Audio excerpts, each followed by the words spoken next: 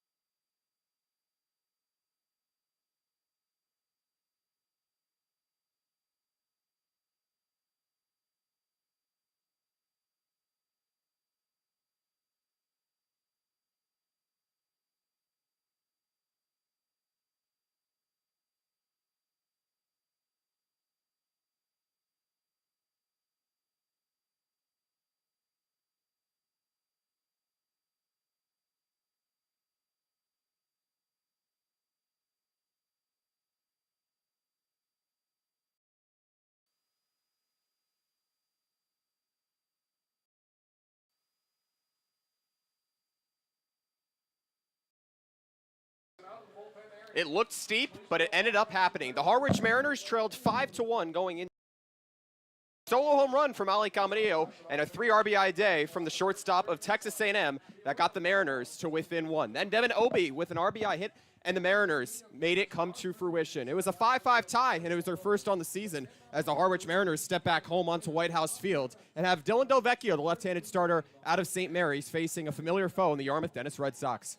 Hello, everyone, and welcome into tonight's game broadcast here on the Harwich Mariners YouTube Network. Wyatt Kopelman and Devin Dobek here with you on a gorgeous Monday afternoon. Not a cloud in the sky here at White House Field in Harwich, Massachusetts. And Devin, you consider how the Mariners trailed last night, but it was a bit of a different outcome as the Mariners had fallen earlier in the week and certainly looked like they didn't run out of runs. Yeah, I was really thrilled with their tenacity. I mean, a team who's really struggled with situational baseball, but last night we saw it all come together. And Ali Camarillo, ever since he's been named an All-Star, he's really popped off. Back-to-back multi-hit games, had 3 RBIs last night, a solo home run, and a game-tying 2-run single. He's been fantastic.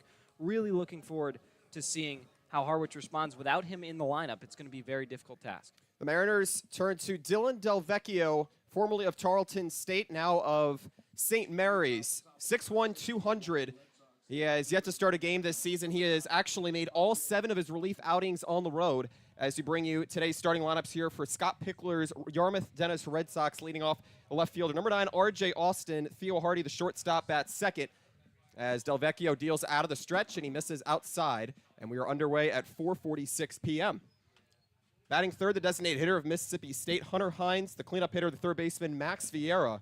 Dub Glee, the first baseman, bats fifth. Paxton Kling back sixth as it's 1-1 here to the leadoff hitter in Austin. Batting seventh, the second baseman, Ryan Jackson. Batting eighth, the right fielder of North Carolina, Casey Cook. The 9-hole hitter is Manny Garza, the catcher out of Rice. And gorgeous afternoon here at White House Field. 84 degrees, sunny skies, and winds blowing at hardly 10 miles per hour.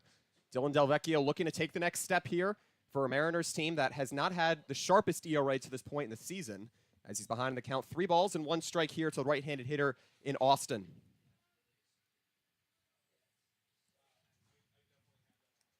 Mariners, a team that can back Dylan Delvecchio up despite having 35 errors, as Austin shoots this one into right field, and it's through for a base hit. The first here for the Yarmouth-Dennis Red Sox, as there's a leadoff runner on. Yeah, and R.J. Austin, an all-star for a reason. 1 of 6 in this YD Red Sox team, and just two of them making starts today, but he's going to be a big part of what they do here against the Mariners. The Red Sox always seem to give the Mariners a hard time no matter how early or late in the game it is. We'll see how Harwich can respond if YD gets going early. Well, they're going to have to respond early, trailing 3-1 here in the season series. Lost both games on the confines of Red Wilson Field. The Mariners also lost last time they hosted the Yarmouth-Dennis Red Sox. This one outside here to Theo Hardy. The shortstop, a newcomer here in the lineup for Scott Pickler. We'll bring you the defensive lineman here for Harwich at 14-16-1 on the season. From left to right in the outfield, Jones, Obi, and Guerra on the infield corners. King on the left side, Anderson on the right side, the middle infield, Culpepper at short, Rivera at second. Lawrence, the battery mate here to Del Vecchio. So it's 1-2 here to Hardy. Rather, 1-1 to Hardy. Out of San Jose State. Native of Berkeley, California, 1 for 5 across his first 2 outings. Ethan Anderson now wearing number 23, trying to keep the leadoff runner in Austin honest over there. Still none away. Opportunity for a ground ball double play as Del Vecchio looks to keep his defense moving here tonight. Bunt shown this time, it's almost a snap throw down to first. Del Vecchio making his 8th appearance, but just his first start for the Mariners. Leads the team in hits given up at 21, but that's just due to the volume he's been used at. A guy who's really just been that guy to eat innings for Steve Engler all season long. Del Vecchio with a 15-6 strikeout to walk ratio entering today. Pitched in that 6-2 loss at Yarmouth-Dennis with a season-high 5 relief outings and actually tied his strikeout season best at 5 as well. We'll see how that translates here against the Red Sox lineup. It does not strike out a ton. This one foul to the right side. New count here against Del Vecchio. Yarmouth-Dennis entering tonight's matchup, a Cape Cod East Division battle here at White House Field, hitting .226 with 39 RBIs in his last 10 games, but that has not bought it a plus 500 record at just 5-5 over its last 10. Still somehow holding top place in the Cape Cod East Division standings. Yarmouth-Dennis at 16-12-1. On the road, just 5-9, however, aside from 11 wins at home. Del Vecchio trying for the first punch out. A breaking ball lofted over to the left side. Culpepper on a second for 1. The throw on a first, and it is in time. 6-4-3, starting with the Kansas State product in Culpepper, and the bases go clear. And how about that from the newest Kansas State infield? These two guys going to be teammates this upcoming spring in Kansas State as Rivera transfers from Southern New Hampshire to Kansas State and already getting the chemistry going early. A really nice 6-4-3 turn there. Strong throw from Rivera on a tough turn. We caught up with Kalen the other night after the Mariners took down the Wareham Gatemen. Said it was really exciting to be able to share that middle infield with Rivera, the Southern New Hampshire transfer, as Hunter Hines steps in out of Mississippi State. Started off the season hot, hitting just under .290. He was named the first team All-SEC team after hitting .297 with 61 RBIs at Mississippi State, arguably one of the more prolific hitters, if not the most prolific hitter here for a Yarmouth-Dennis team, despite having the 3rd lowest OPS in the Cape Cod Baseball League. Hacks that one over towards the right side foul. And Hines has just had a legendary season. He's been named an All-Star, and rightfully so. Comes in with a league-leading 9 home runs and a league-leading 32 runs batted in. He's an offensive weapon. Really does a nice job in the heart of this order. 1-2, foul back. This is a huge characteristic that Hines can bring as a left-handed hitter, albeit it's in a lefty-lefty battle against Del Vecchio, who has pitched 8 innings over Harwich's last 10 games. 6 strikeouts in that time span, but Hines certainly looks to be in this battle for sure.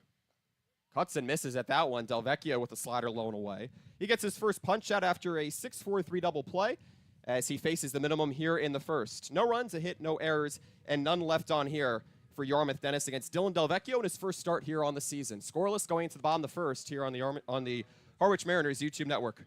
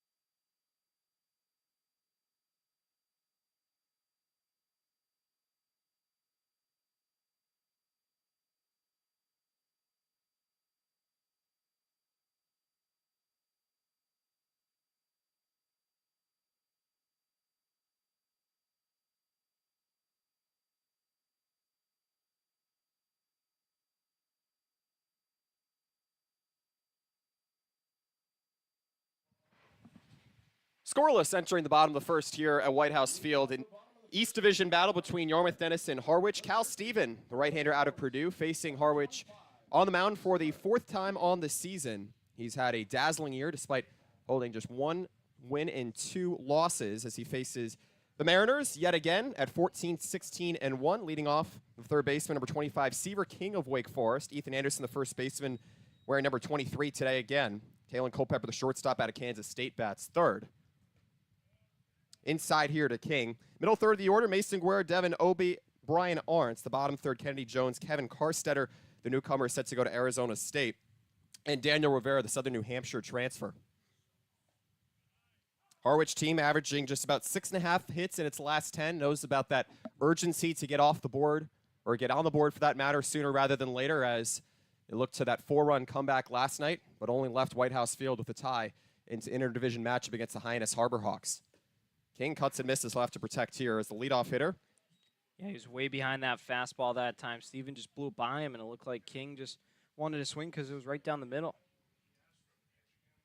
Harwich getting its 22nd double play on the season before the first inning concluded. The top of the first tries to get some runners on here as King lofts it out towards left field. Moving to his left, R.J. Austin. He makes the catch for the first out of the bottom of the first. We'll bring you the defensive alignment for Yarmouth-Dennis at 16-12-1 on the season, atop of the Cape Cod East Division standings.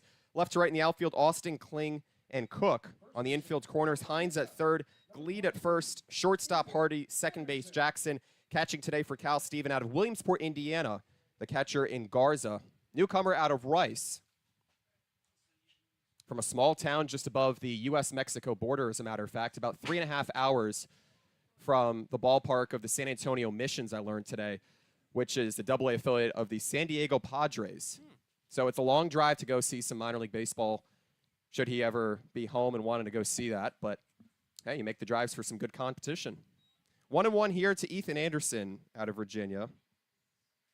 King flying out to left field.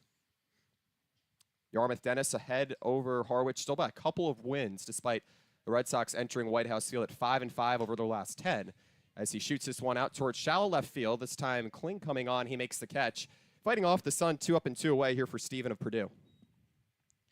Yeah, Harwich at least putting the ball in play, but that's something that particularly Anderson has struggled with. He's had trouble hitting those hard line drives. Instead, his just launch angle's been a little high. We've seen a lot of flyouts out of him, and he's so close to being an above 300 hitter. It's just baseball, a game of inches and measurements, and his aren't necessarily working out here early on. Harwich trying to be aggressive out of early counts here against Stephen. Here's Kalen Culpepper now, holding the program's second highest average at Kansas State this past season, hitting .356. Now back with Seaver King to show the left side of the infield after playing for the collegiate national team of USA Baseball for the past 3 weeks. Left side of the infield is back, and it's certainly been much needed in the lineup when it comes to situational hitting. I guess you could say, for lack of a better expression, the boys are back in town. 2 away and nobody on. This one chopped over towards the left side, foul. It was a pleasure to catch up with Seaver at batting practice yesterday before the Mariners faced some sketchy weather with that 8-inning game. A lot of cloud coverage late, darkness not calling off the game from a dusk perspective, but more on the front of just cloud coverage with storms in the area. But Seaver King, of course, really appreciative of the chance to represent the collegiate national team, as was Kalen Culpepper. As it's 3-1 here, looks to give Harwich its first base runner on the day, 2 away. I think Steven's got his jersey, all kinds on button. He needs to fix that up. It is a warm one here at White House. Not sure if we made that clear, but 85 degrees. It's definitely the hottest day that we've played baseball on. Yeah, temperature has not dropped since Harwich took batting practice just about 2.5 hours ago. 3-1, lined over towards the left side. A rolling ball for Hardy, high throw over to first, and it's in time as Cal Stephen sends the Mariners down in order for their first time up. Nothing across for Harwich going into the second inning here from White House Field. We'll step away for a moment on the Harwich Mariners YouTube network.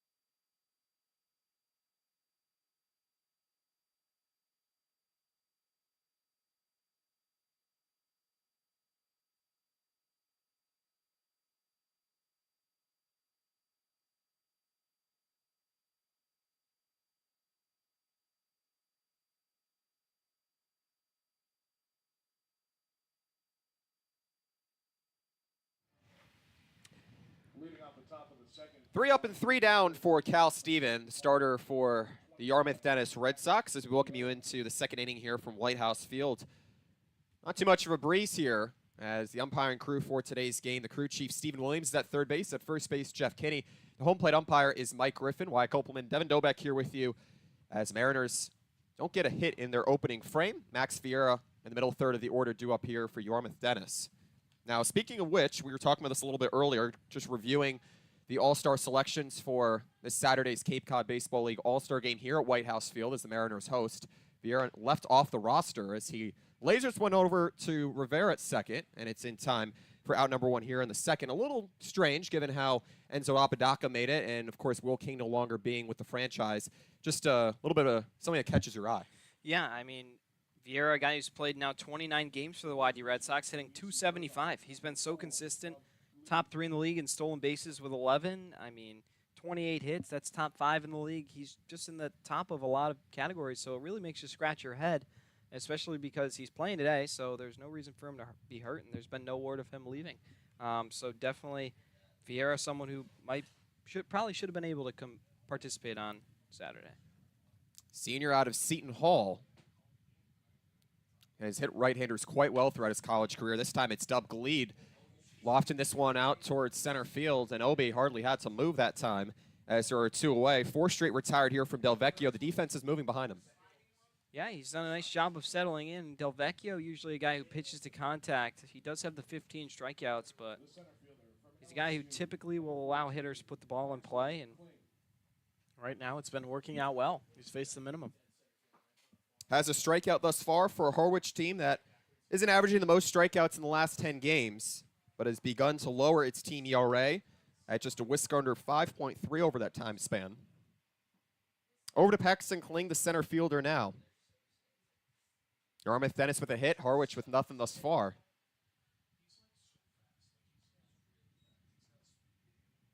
Tough stretch of games coming up for the Mariners. Have to face Katuitt here at home after Harwich walked off the Kettleers, the best team in the Cape Cod Baseball League right now. Now 3-0 here. And crazy to think that after that Katuitt game, that will be the first opponent that Harwich is done with until the postseason. That will be game 4 between the two. 4 games have never gone by quicker. The Mariners have enjoyed their wins against the Kettleers, as Delvecchio was looking for that one, but he missed too low, and it's a 2-out walk here for Kling. Now, heading into the bottom third of the order, if you're Delvecchio, just focus on the batter and find a way to get the out. We've seen Mariner pitchers struggle with a 2-out rally. Joe Savino, notably the other day, with a 2-out walk followed by a home run. Just got to find a way to focus on the batter and make sure you get these outs so you can get your offense back up. And not to mention Colin Rothermel only going 3 innings yesterday as he got 4 runs on 5 hits in that 3rd inning. So Mariners looking to Delvecchio for some longevity here. Also had the 4 walks in his outing yesterday, 2-hit batsman. Yep. Those 4 runs were scored with 2 outs as well. A feisty Harbor Hawks team.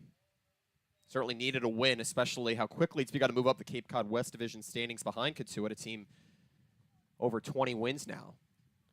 So over to Ryan Jackson here, the second baseman, looking to extend this second here against Delvecchio. Face the minimum back in the first. 3-ball count again, and this has been a little bit of a struggle for Delvecchio as he tries to get one more out here in the inning. Mentioned earlier, Delvecchio with 6 strikeouts over his past 2 appearances. Could certainly use one here, but he has to battle back. And he lost him there that time on a strike. Back-to-back walks for Yarmouth-Dennis here, and there's a little bit of traffic here against the left-hander formerly of Charlton State. Yeah, 8 straight balls from Delvecchio, struggling with his control now. And so we'll see how he can go against Casey Cook, a guy who stands in that left side, runner in scoring position, chance to blow this thing open early. 6-0, $190, the sophomore out of North Carolina of the Atlantic Coast Conference, has 8 RBIs on the season. Aggressive out of the count here, 0-1. Delvecchio didn't fall behind in counts early on. First pitch strikes have been something he's been looking to improve upon here. Now getting his first starting nod on the season. Has a little bit of a jam to work out of here with 2 away.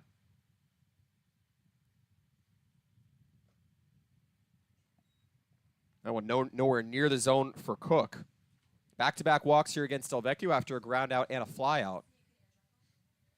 Cook 1 for 2, and the Red Sox 7-4 win against the Falmouth Commodores last night, had an RBI. I'd certainly love to capitalize on that here.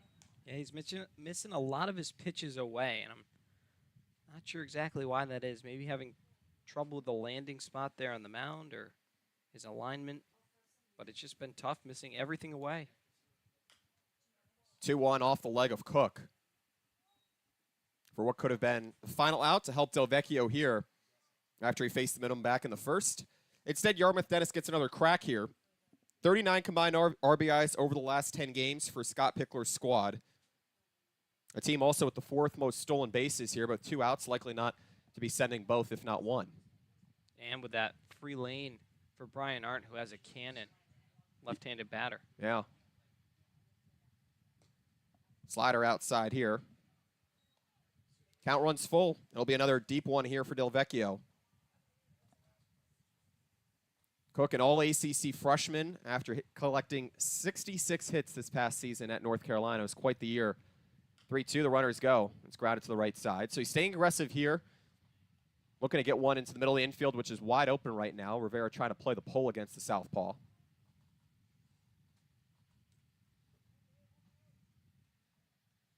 Yarmouth-Dennis hitting .245 as a team.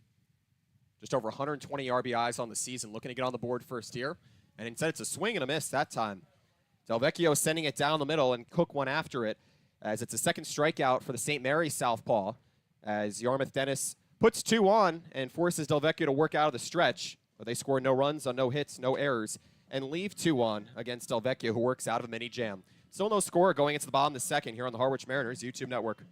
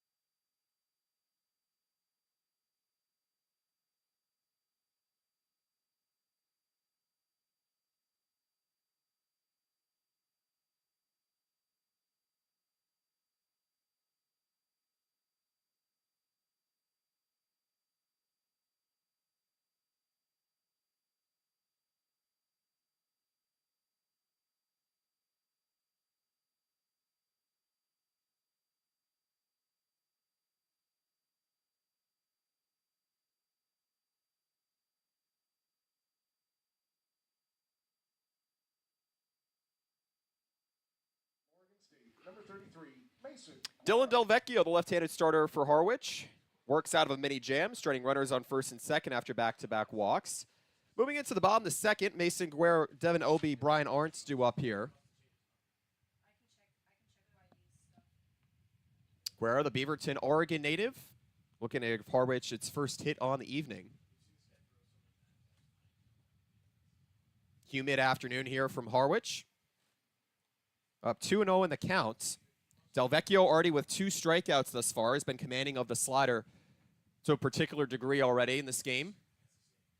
We talked about the strikeouts he's been relying upon, aside from trying to pitch to ground ball contact.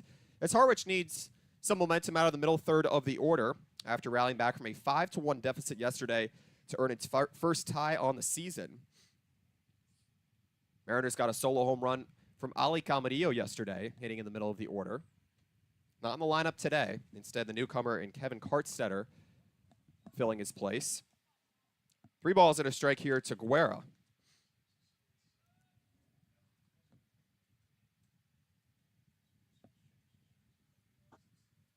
Guerra 1 for 3 with a walk in the cleanup spot in that 5-5 home tie against Hyannis yesterday. As he pops it up in foul territory, Garza leaves it over for the first baseman in Gleed as the first baseman comes in to make the catch for out number 1 here in the second. Well, the Mariners, they're going to need to get something going here as much time as there is. Certainly aware of what it takes to be able to get runs on the board fast. Now 4 up and 4 down here for the starter in Cal Steven. Center fielder from Duke, number 24. Yeah, Steven, a guy who's really given the Mariners a bunch of fits, and you'd think that Harwich would be able to adapt, seeing him now for the 4th time. But unfortunately, he continues to be in cruise control. Harwich offense, who's been struggling, needs to find a way to get some early offense. First pitch strike here to Devin Obi, the Duke outfielder. Now, Harwich has hit pretty well with runners on base this season, just about 260. This one rolled over towards the right side, so his left Jackson on a first, and it's in time. Now 5 up and 5 down here for the starter out of Purdue and Steven. So the Mariners trying to put the ball in play, but similarly from what they've learned over their past 10 games, just need to be able to get the runners on and, of course, get them home as Brian Arndt steps in. Kind of sounds like a broken record at some point, but as long of a season as it is, you have time to work in some extra base hits here and bring home some runs. Harwich has had some come-from-behind victories this season, 2 walk-off wins at home, but a long way from thinking about that here as it still looks for his first hit. Arndt going to be the all-star starting catcher for the East team. Really big accomplishment for him. You know how hard he works day in, day out. And finally is rewarded for his time, hitting over 100 points higher this season in Harwich than he did last season, and now the league on notice. And arguably what's been most impactful for the UNC Wilmington product is his on-base streak that he's gathered as of late. 8 straight games he's been able to reach base. Had a hit and a walk in that 1-run loss at Brewster. A barn burner for the Mariners as they left the tying run in scoring position. As Arndt lofts it out towards center field, charging back Kling over to his left, and he makes the catch as the side draws to a close. 3 in a row once again for Steven. Nothing across for the Mariners here in the second. Still scoreless going into the third. We'll step away for a brief break here from White House Field on the Harwich Mariners YouTube network.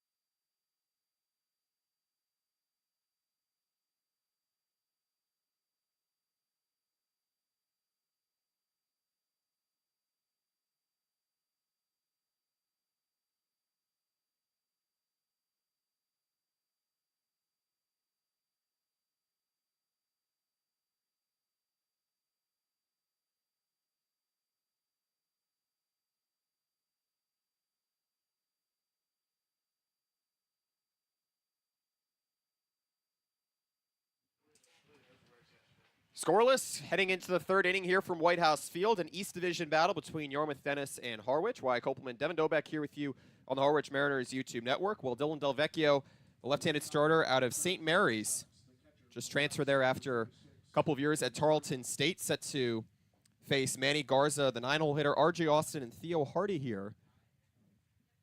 Left 2 runners on in the second after back-to-back 2-out walks.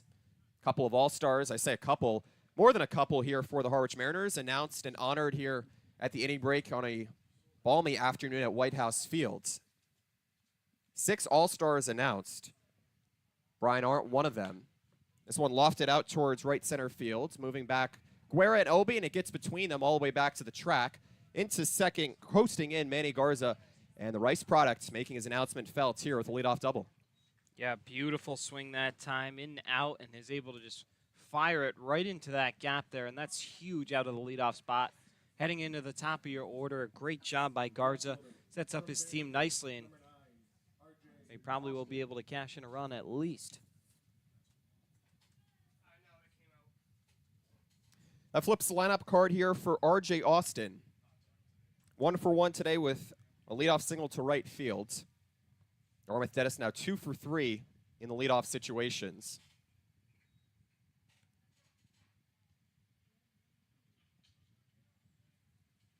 Mariners looking to get back in the win column here.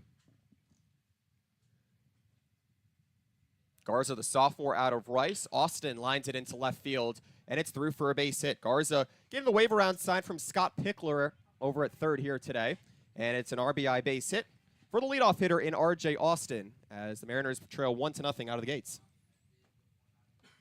Yeah, that one, just another really good swing from the All-Star, and Austin finds a way to get his hands inside and just fire a missile right into left field.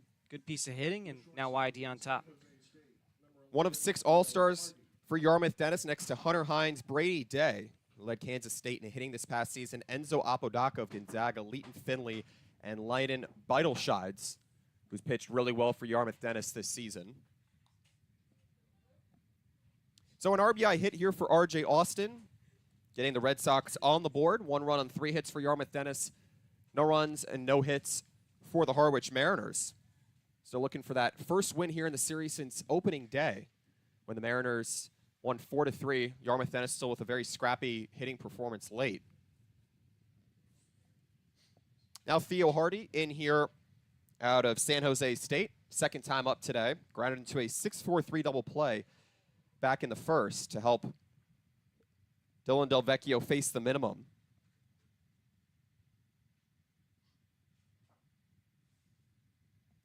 Hardy out of Berkeley, California, as he drops a bunt down. Delvecchio to his right, gets it, fires onto first, and the left-hander makes it just in time. An excellent play, but the runner in Austin moves into scoring position. A crafty play here from Pickler. Yeah, that was a really close play at first. Delvecchio, a great job to get the ball there in time. A lot of speed from Theo Hardy, and got his job done. Almost got a little extra that time. It's a move Pickler has made to advance runners, which Yarmouth-Dennis has needed in some close contests in this season series against Harwich. So now 1 down here for Hunter Hines, a designated hitter, hitting .278 through 27 games here for the Red Sox as he grounds it over towards the right side. Rivera drops it for a moment, picks it up with the bare hand onto first, and it's in time, 2 away. And the runner in Austin now 90 feet away from Yarmouth-Dennis' second run. Took a weird jump to the right once it hit the lip of the infield, and Rivera had to recover. Did a really nice job of staying even-keeled and poised so that he could complete the play. That could have been real trouble.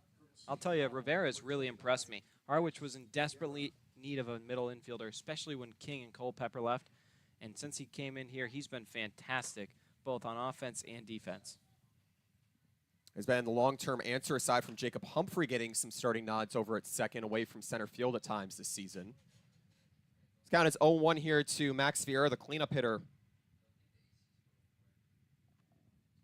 Pair of groundouts starting to give Dylan Delvecchio some more momentum. Just tries to strand a runner at third here.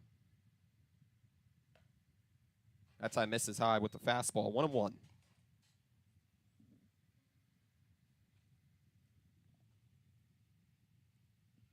Vieira starting the season on a 6-game hitting streak, 5 multiple hit games. Could not have been a hotter hitter here on the lineup card for Scott Pickler, as the slider misses high and away. Grounded out 4-3 to start the second. Looks to drive in Yarmouth-Dennis' second run of the game. A team that has 39 RBIs over the last 10 games and got its 40th here at the top of the third. Delvecchio trying to settle back in here in this at-bat for Vieira. Having to battle back after another 3-ball count here. Dealt 3 back in the second, was able to leave runners on first and second.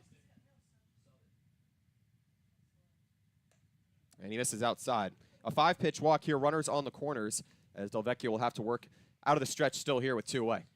Yeah, not going to be easy, especially against Dub Gleed, a guy who's more than capable of putting a ball into the outfield, and that will warrant R.J. Thomas out to the mound to talk things over. Delvecchio's controls just really struggled tonight, and he's left a lot of pitches over the plate, as we saw a couple really get knocked around here in the inning. See if they can iron it out here. You don't want Harwich to get in their bullpen early on. Mariners with the 4th highest ERA in the Cape Cod Baseball League. And over the last 10 games, Harwich trying to decrease its number of runs allowed per game against a Yarmouth-Dennis team. That is not easy, as it has a strong batting average over the last 10 innings, just under 230. Yarmouth-Dennis has not been able to string together too many timely hits, despite having the lowest ERA in the Cape Cod Baseball League at 3.5. As that draws in Dub Gleed, the first baseman here, 0 for 1 here today, and a prime opportunity just to score 1, if not 2 more here. Yarmouth-Dennis with the best run differential in the Cape Cod East Division at 15. Strike 1 here to Gleed.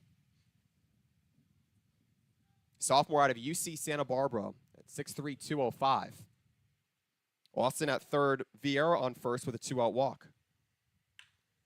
This one shot out towards center field into the shallow part as Obi loses the cap and makes the catch as the inning comes to a close. So Dylan Delvecchio leaves runners on the corners despite giving up an RBI base hit, as Yarmouth-Dennis Red Sox score 1 run on 2 hits, no errors, and leave 2 on. Harwich trailing 1-0, needing some runners, so looking for its first hit on the ballgame, trailing 1-0 here on the Harwich Mariners YouTube network.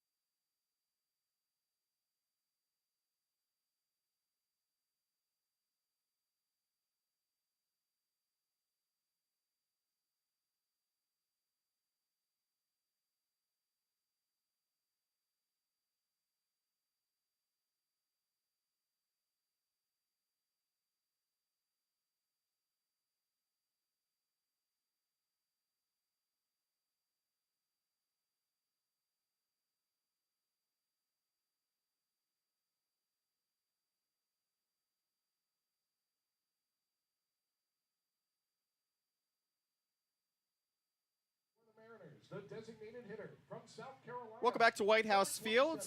Early deficit for the Harwich Mariners against their Cape Cod East Division opponent in the Yarmouth-Dennis Red Sox. Cal Steven takes a new red jersey after entering his latest start on the season, his 4th start against the Mariners with the number 40, and now he wears number 24, supposedly a wardrobe malfunction.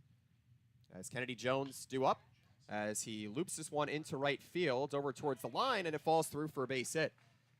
Jones with a leadoff single, and Harwich has its first hit on the game after going 6 up and 6 down to start against the right-handed starter out of Purdue. Harwich entering today at 14-16-1, getting that first tie of the season last night in a 5-5 draw against the Hyannis Harbor Hawks with the 2nd highest record in the Cape Cod West Division standings. As that draws in the newcomer in Kevin Karstetter, formerly the State College of Florida, down in Lakeland, Florida. Former JUCO product, set to go to Arizona State here. One of the nicest guys you can probably meet.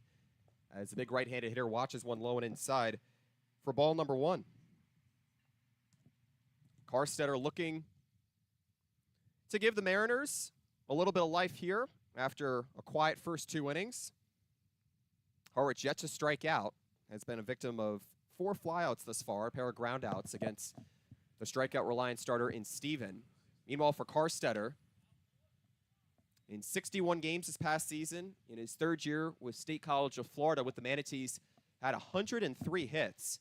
He had a team-high 415 down in Lakeland. Ended his JUCO career leading the country in hits with those 103, aside from 30 doubles, and certainly has the frame to be able to power it past Steven here. Jones not the biggest threat to steal here.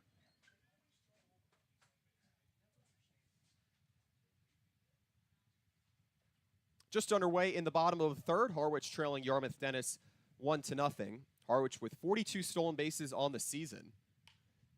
This one lofted out towards left field. Austin moving to his right at the track, and it bounces in front of the wall. It's a fair ball. Jones speeding past third. He gets the wave around sign from Jesse Woods, the third base coach, and he scores standing up.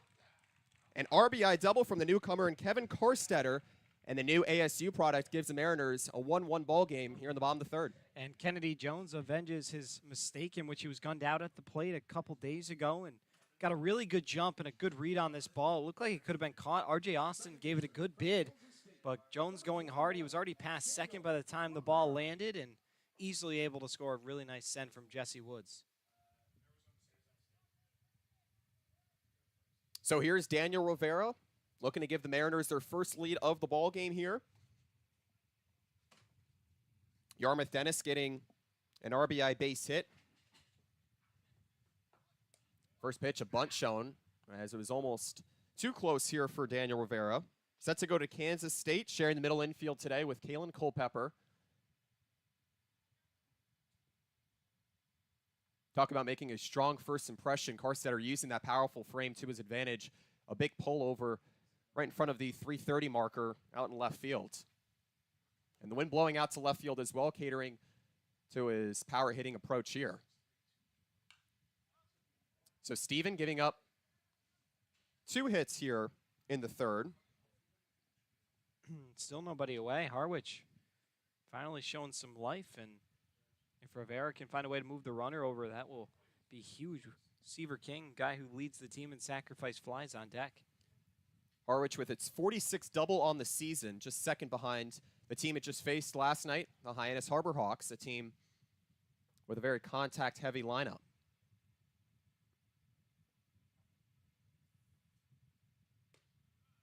1-1, a changeup on the inner half.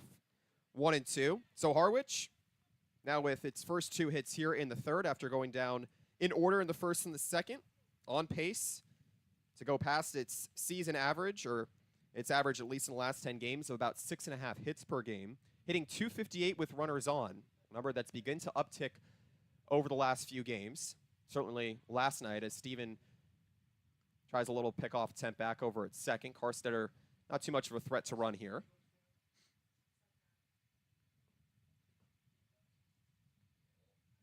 Double play opportunity, out of opportunity for Yarmouth-Dennis here.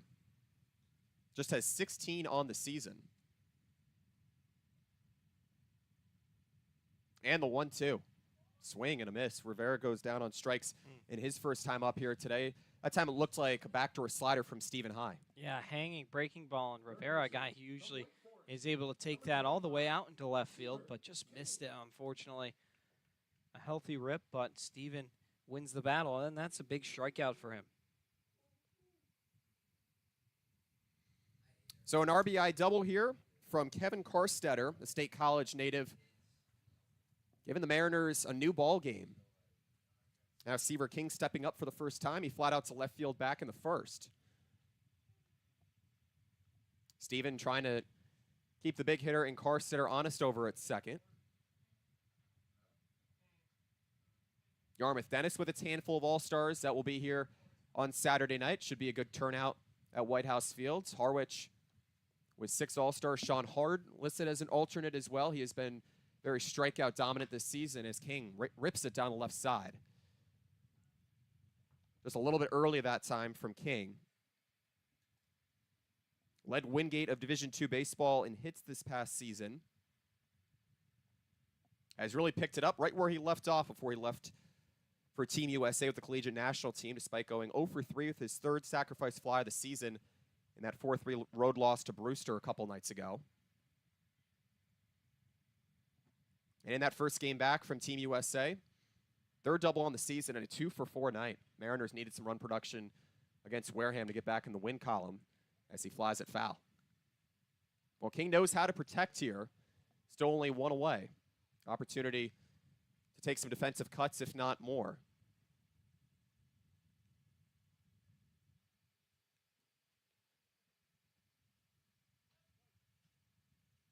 Harwich going down in order in the first and the second against a team with the lowest ERA in the Cape Cod Baseball League in Yarmouth-Dennis. The 0-2. Lob to the right side, foul, moving to his left lead. Towards the dirt, and he fights off the sun to make the catch as Carsitter has to hold it second. Yeah, back-to-back unproductive at-bats from the Mariners. That time you get a strikeout and then a pop-out in the infield. That's not going to do much for the runner down at second. And now it's all up to Ethan Anderson to give his team the lead. It was a really strong start to the inning, but now it's tapered off. Harwich has needed extended innings out of its lineup in its last 5 games.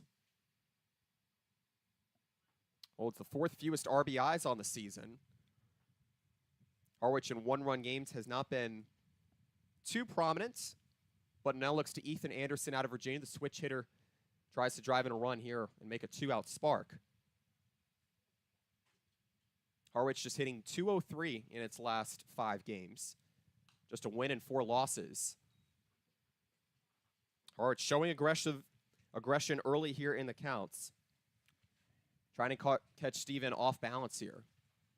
But the Mariners certainly need to be putting balls through the left and right sides. So King 0 for 2 here to start the afternoon, the leading batter in this series. 2 for 5 with an RBI. On a foul tip into the glove as Anderson will have to protect here. And look at the shift they got on Anderson. You got the second baseman, Ryan Jackson, all the way out into shallow right field. Probably actually a good 10 yards into the grass there. Preparing for Anderson to pull one that way and right into that alley. He's shown the pull tendencies as well as fallen just shy of the right field fence on numerous occasions. Foul back. It's going to stay at 0-2 here to the Virginia Beach, Virginia native. Steven with the most wins at Purdue this past season. Strong foundation to a Purdue team that looked to contend in the Big Ten this past season. Had a team-high 66 strikeouts over 14 starts. Had 3 shutouts, a 5.2 ERA. Kept the Mariners quiet in the second. Trying to get out of a little bit of trouble here in the third. That one right down the middle as Steven left no doubt about it. Anderson gets caught looking as he falls to 0 for 2. And it's a second strikeout here for Steven. But the Mariners scratch across their first run on the game on an RBI base hit from Kevin Carstetter. Draws a double in his first at-bat. The Mariners draw even at 1. Moving into the middle frames here from White House Field. We'll step away for a short break here on the Harwich Mariners YouTube network.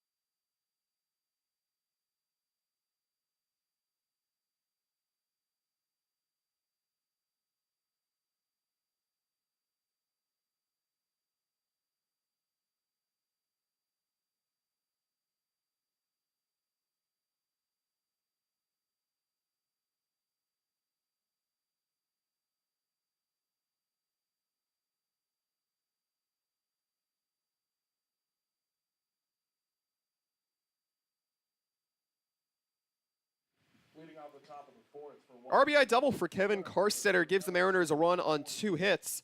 Moving into the middle frames, Wyatt Kopelman, Devin Dobek, as Dylan DelVecchio, left-handed starter, back on the mound for Harwich. Over to Devin for the middle innings. Devin. Thank you, Wyatt. DelVecchio gets a first pitch pop out in a shallow center field. Long run over for Obi. Now backing up, kind of an interesting route to get to that baseball, but nonetheless comes down in the pocket. And there's 1 pitch, 1 out now for DelVecchio, who's really started to settle down. Had a rocky 3rd inning, but for the most part, a guy who, as we said, pitches to contact. And so he's done a great job only allowing the 1 run through 3+, and really excited to see him still out there in his 4th inning. Now it'll be Ryan Jackson who pops one out into foul territory. Ethan Anderson has room, but he completely misinterpreted where that ball was going to land. Tough for Anderson. He was headed towards the out-of-play area, and it landed in that grass and foul territory. And just going back to DelVecchio, he's finally getting the fly ball contact, ground ball contact he needs, and certainly don't want to think that this is a start that's only going to last 4 innings to be able to keep that up. And he's also gotten the middle of the order to be quiet as well, aside from giving up a pair of walks. This one grounded over to Culpepper. Going to have to be a strong throw, and it's on the money. Galen Culpepper showing off the range that time, one of the deepest parts of the infield. And that will be 2 up, 2 down for DelVecchio here in the 4th. Yeah, he and King are certainly cohesive on that left side of the infield. King didn't really bother trying to get in front of that one and time up the play well. And Culpepper having a little bit of fun out there with Seaver King. You could tell that the chemistry is there. Yeah, no, they really got close with all the traveling together and things like that on the USA piece, as well as other guys on the team. And really encouraging to see things like that happen. As that one bounces right in front of Mason Guerra, he probably could have made a play on that baseball. He stood still, didn't get a good read on that low liner. And to be fair, those are really difficult to read. But unfortunately, Guerra, who's played 3rd base most of the season, still getting his land legs out in the outfield with the re-arrival of King and guys of that nature, as well as Culpepper. And it'll be the 4th hit of the ball game for the Red Sox and starts a 2-out rally. When you're facing the sun, really no clouds to block it off. Rather, you're just, of course, willing to try and block it down at first, and that's what Guerra did, actually using the underside of the glove to knock it down. Sometimes you might see guys try and stab at it. So Casey Cook improves to 1 for 2 on the day, and that brings up Manny Garza, 6'10", 200-pound sophomore out of Rice. As that will be now 2-0 count to start off. Garza, who doubled to lead off the 3rd inning, came around to score. Not bad when you can get something like that from your 9-hitter. Garza appearing in just his 2nd game for the YD Red Sox. Had just 1 at-bat in the first game he participated in. He's also credited with an RBI. And now he scored his first run here tonight. 2 balls, no strikes, and here's the pitch from DelVecchio. That one in there for a strike. It looked like it was going to be up and then came back down to earth. A nice off-speed pitch, and it's 2-1. Garza has that sneaky bat here in the lineup. Took that first pitch, roped into center field. Wouldn't be surprised if he did that here. 2-1, misses up high, 3-1. Garza trying to work his way on. DelVecchio ran into some trouble with 2 outs back in the 2nd inning. Retired the first 2 quickly and then walked Kling, walked Jackson, and finally was able to catch a strikeout. But no stranger to getting in some uneasy waters with 2 away. And he's 1 pitch away from it being 1st and 2nd with 2 outs for the top of the order. 3 balls and a strike from the St. Mary's product. The pitch misses inside, and it'll be a 5-pitch walk. So now 2 on with 2 away for R.J. Austin. Man, if you're going to win a close game against Yarmouth-Dennis, which has had the tendency to get on base by the walks thus far, in addition to a small handful of hits, you just have to give your lineup a little bit of a chance here. DelVecchio working himself into some drama, but has shown his ability to get out of it. We'll see if he can extend that here. R.J. Austin 2 for 2 with a pair of singles. A dangerous hitter, the All-Star, trying to give his team the lead once again. He lines one off the glove of Anderson. He's able to stay with it, so the runners will have to hold up. Threw the ball into first, but nobody covering. And Anderson, a line drive off his glove, and luckily able to stay with it to prevent a run from scoring, but now Theo Hardy with a chance to do damage with the bases loaded. A really hard hit ball, and even so, I think Scott Pickler realized how shallow Anderson was still playing as he tried to make the play on the first base line. A really sharp play to be able to hold the runner instead of an inning-ending play at the plate. First pitch to Hardy is going to be chopped high over to Seaver King, making the play on the infield. He fires it way over the head of Anderson. That will bring in 2 runs. It looked like Delvecchio was going to be able to get out of the inning, and a rare error from Seaver King is going to make this a 3-1 ball game. They also did credit R.J. Austin with a hit, his 3rd single of the afternoon. Just an unfortunate turn of events for the Mariners and for the Red Sox. Getting the Mariners to come to them in an uncommitted, or an unforced error, I should say. And it just makes it harder here for Delvecchio as he faces the top of the order. And there's always 2 or 3 moments that you can put your head on, as that one's lined into center field for a base hit. In to score is R.J. Austin, Theo Hardy right behind him, and it's 5-1 Red Sox, just like that. But back to what I was saying, there's always a few moments in all of these Mariner games where the Mariners just seem to collapse and be their own worst enemy. I mean, an error there leads to now 4 runs in the inning. Of course, Delvecchio started the inning with 2 up, 2 down, and then it's just been all YD since then. Hunter Hines cashing in with a single there. 5 straight base runners after 2 quick outs. And the Mariners, yeah, their own worst enemy. I think that's the best way to put it. Well, and even the infielders leaving the middle a little bit open that time for someone like Hunter Hines. It's not really a self-inflicted wound. You also have to credit the Red Sox a little bit, but to your point, you just have to be able to lock down innings. Again, it's 2-out situational hitting that the Red Sox are taking advantage of, in addition to a small blunder by a really good infielder in Seaver King. So it'll be 2 balls and no strikes now to Vieira. And yeah, I bet you Delvecchio's composure's got to be pretty rattled right now. It's frustrating when you get the ground ball and you think it's going to be out number 3, you're going to be done, no problem. And then something like that happens. This one's going to be popped up into right field. Over to get it is going to be Guerra.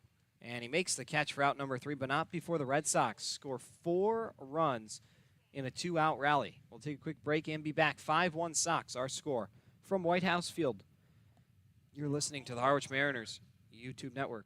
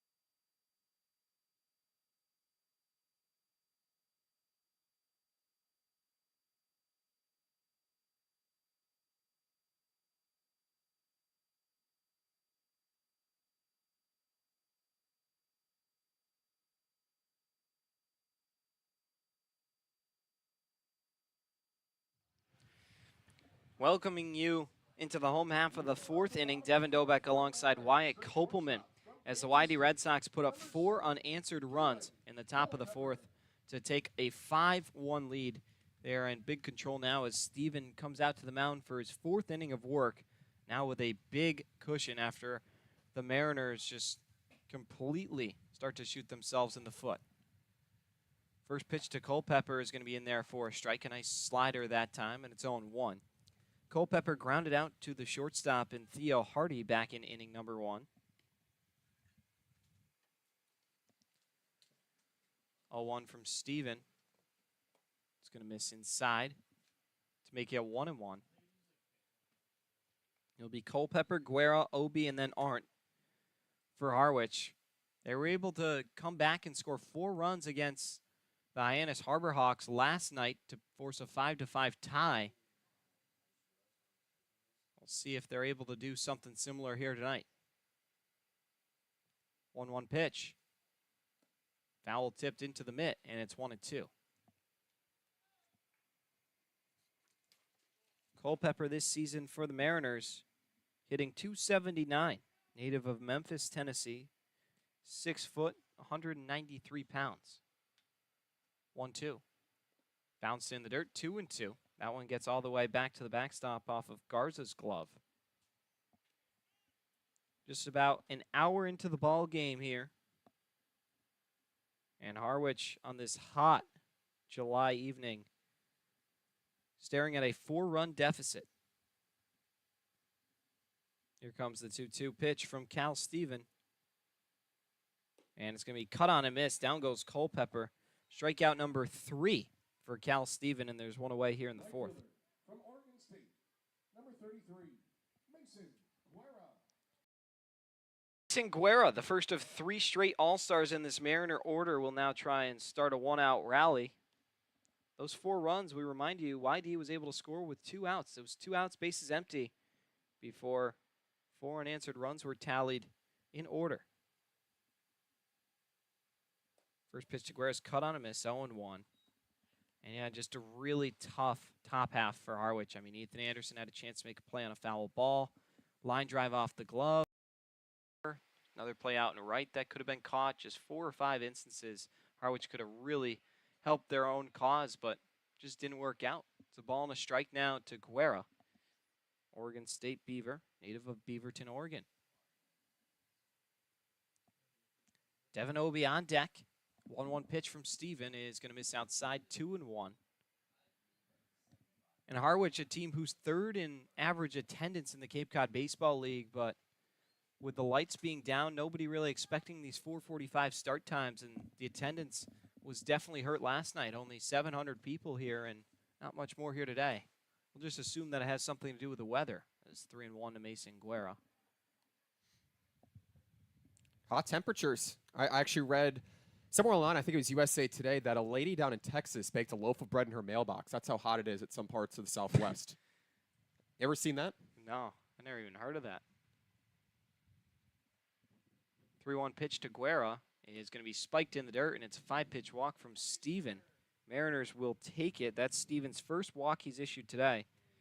And now 1 on, 1 out for Devin Obi. His control has been impeccable thus far, and he had dealt a couple of 3-ball counts, but his ability just to induce fly ball and ground ball contact is what makes him notable. And everything that he had at Purdue this past season, as we were talking about a little while ago in the prior inning, is just really translated over as arguably the best Yarmouth-Dennis starter. And Devin Obi now will stand in, a guy who was playing some lockdown defense out in center field yesterday for Harwich. We saw him make a Willie Mays-esque basket catch out towards the wall. A brilliant grab, as that one will miss low for a ball, 1-0.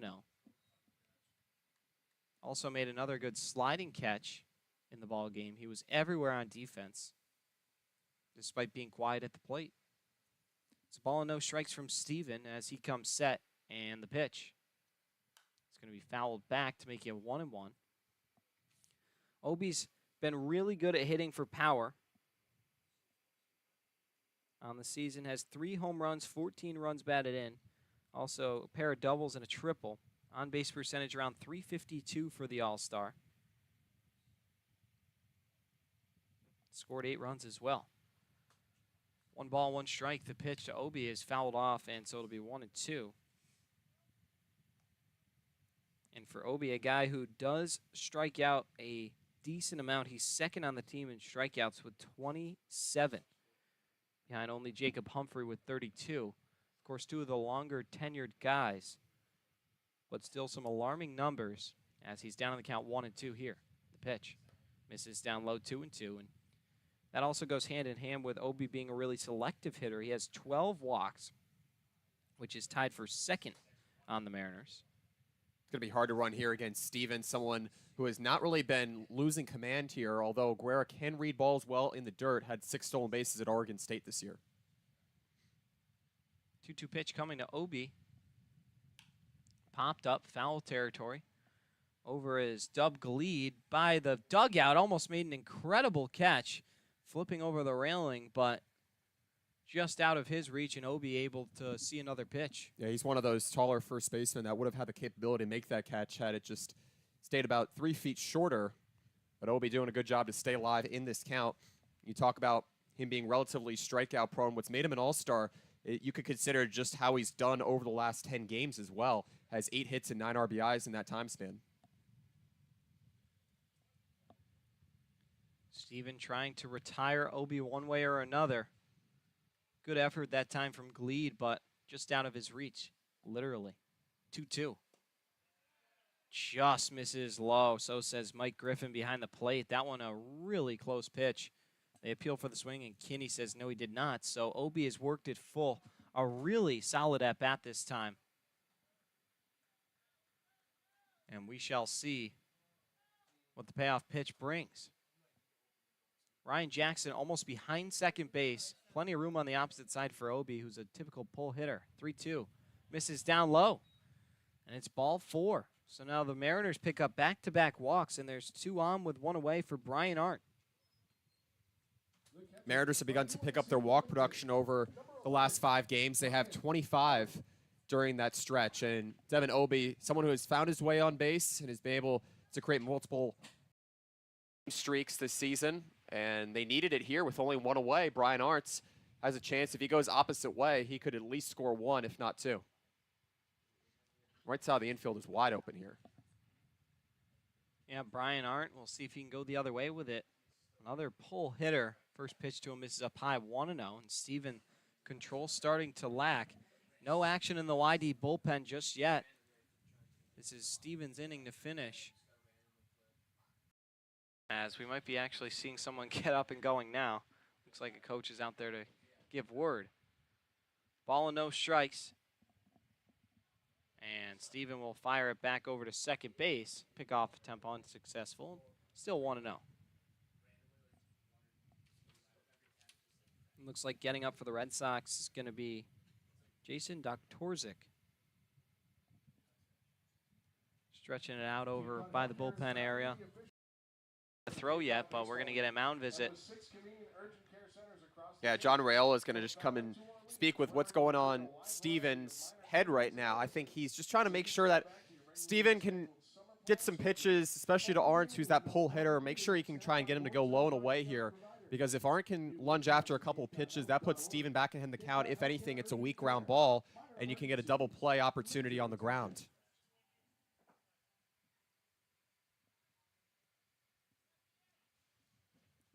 John Ray, Blue Sox team I broadcasted for a couple of years ago. Last season there was 2020, I believe. And now he's worked his way all the way up to the Cape League. Small world, I tell you. Comes the 1-0 to Brian Arndt. And it's going to be in there for a strike to even up the count. Arndt did not like the pitch. Shot Mike Griffin a look. And when it's from a catcher, you almost take it a little more to heart, because he's someone who's all too familiar with the zone call or catching the balls and strikes all night long.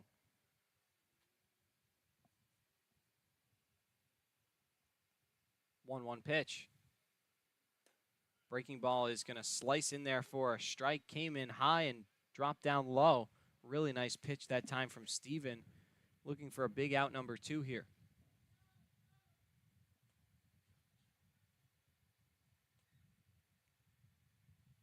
The righty stares in. Not using the pitch count, it appears. And here's the 1-2. Bounced in the dirt. And caught in the base paths is going to be Guerra. He's going to have to fire back into second. Ball gets away. Yeah, Guerra thought about going, then decided to retreat, and the snap throw down almost put him in trouble. 2 balls, 2 strikes here with 1 away. Brian Arndt flied out to center field. Back in inning number 2.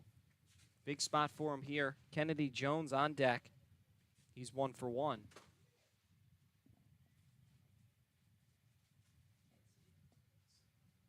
2 balls, 2 strikes to Brian Arndt. Steven taking his time, knows how big this at-bat is, especially against the all-star starter at catcher. And swing and a miss. Brian Arndt goes down and visibly frustrated with himself. A nasty off-speed pitch down and away. And that'll be out number 2. Second strikeout of the inning for Steven and his 4th of the day. Harwich does quite well with runners in scoring position at over 100 RBIs in those kinds of situations. But for Kennedy Jones to be coming up here, it's the bottom of the order. Had a single back in the 3rd. This would be a huge at-bat for him. He has yet to have a multi-hit game in a little bit of time. Meanwhile, across the Cape Cod Baseball League, Bourne ahead over Katuitt 5-1 in the top of the 3rd. Still early at Lowell Park. First pitch to Jones in there on the inside corner for a strike. It's 0-1. Jones singled to right back in the 3rd, came around to score the lone run for the Mariners in the ball game. Jones does have the 1 home run this year. It was a grand slam right here at White House. Be huge for another one. He leads the Mariners in RBI with 15. And Steven's been trying that shallow pickoff attempt at second for most of the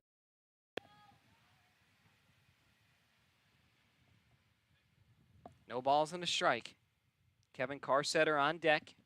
Mariners threatening here in the 4th in what's been a slow ball game here in the 4th. A lot of dueling going on as that one's going to miss down low to make it 1-1 to Jones. See a bunch of these Mariners wearing these bulky, flashing chains. I don't know if you've noticed that, Wyatt, but you know, Culpepper, Jones, I think Seaver King, a lot of guys wearing those big, sparkly necklaces. 1 ball, 1 strike. The pitch from Steven is going to be off the end of the bat, and it kicks just foul. Really lucky by Kennedy Jones. Put just enough spin on that ball for it to trickle off to the right. So he stays alive. 1-2 the count now. Steven averaging just about 4 strikeouts per game in each of his 5 starts, and he's had Harwich's number, the best pitcher in the Mariners. That's because he's faced Harwich so many times already.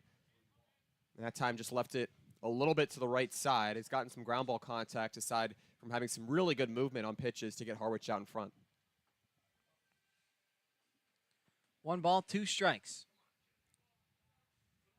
Big spot for Jones. Mariners down to their last strike in the inning, being out hit 6-2 by the Red Sox. The pitch misses up high, 2-2. Red Sox 5 runs on 6 hits with no errors. The Mariners 1 run on 2 hits with 1 error. That belongs to Seaver King and led to 4 unanswered runs. Or unearned runs, excuse me. Unanswered, I guess, for the time being. 2-2. Swing and a miss. Down goes Jones, and he's tagged out. Cal Stevens strikes out the side despite mixing in a pair of walks. The Mariners threaten, but strand 2. 5-1 Sox heading into the 5th inning here at the house. We'll be right back. You're listening to Harwich Mariners Baseball on the Harwich Mariners YouTube network.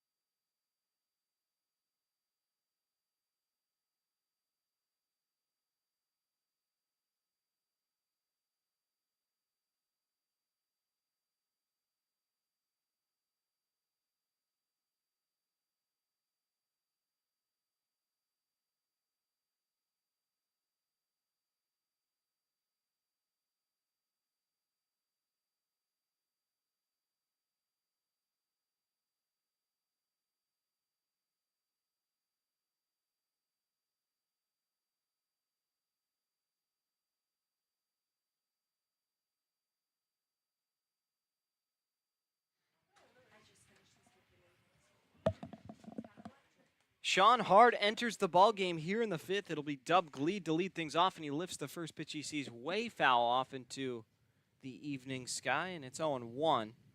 Gleed, the only guy who didn't bat in the 4th after Delvecchio had 2 up, 2 down, and then 6 straight batters after that. No balls and a strike. Hard rocks and delivers. Swing and a miss, 0-2. Final line for Delvecchio.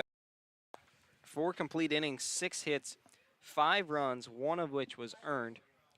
4 walks and 2 punch-outs. He's on the hook for the loss as it stands now. 0-2. It's going to be chopped softly over to Culpepper. Going to have to rush the throw. He scoops it on to first. And the tag, he got him. Nice job by Ethan Anderson to apply the tag as Culpepper's throw was a little wide. And so it's a 6-3 putout to start Sean Hard's outing for out number 1. And these are the outs where you can ill afford to relinquish because Dylan Delvecchio, his 5 runs allowed, 1 of them were only earned. So you consider, aside from giving up that RBI base hit back in the 3rd and what turned into a little bit of a tougher 4th inning to get out of, it has just been really tough for him. But this is a start that you can still reflect on as positive, aside from earning or allowing 4 walks. You got 2 strikeouts, and you're able to give your team 4 innings of a start. Sean Hard, a strikeout-reliant guy. We'll see how he's able to work through the order. 0-1's fouled off to make it 0-2. Sean Hard, 1-0 this season for Harwich, a 3.37 ERA, making his 6th appearance, all in relief. 13 in the 3rd innings, 20 strikeouts to 11 walks, and 8 hits. Named an all-star alternate for the Harwich Mariners. He would technically be their 7th if he's able to slide in. Backdoor pitch, not able to catch the zone, and so it'll be 1-2 now. 10 straight retired in a 4 1/3 relief outing against Katuitt as he gets a strikeout here of Paxton Kling, who's retired, and so there will be 2 down now. Ryan Jackson will step in for his 3rd at-bat. He's 0 for 1 with a walk and a ground out to the shortstop.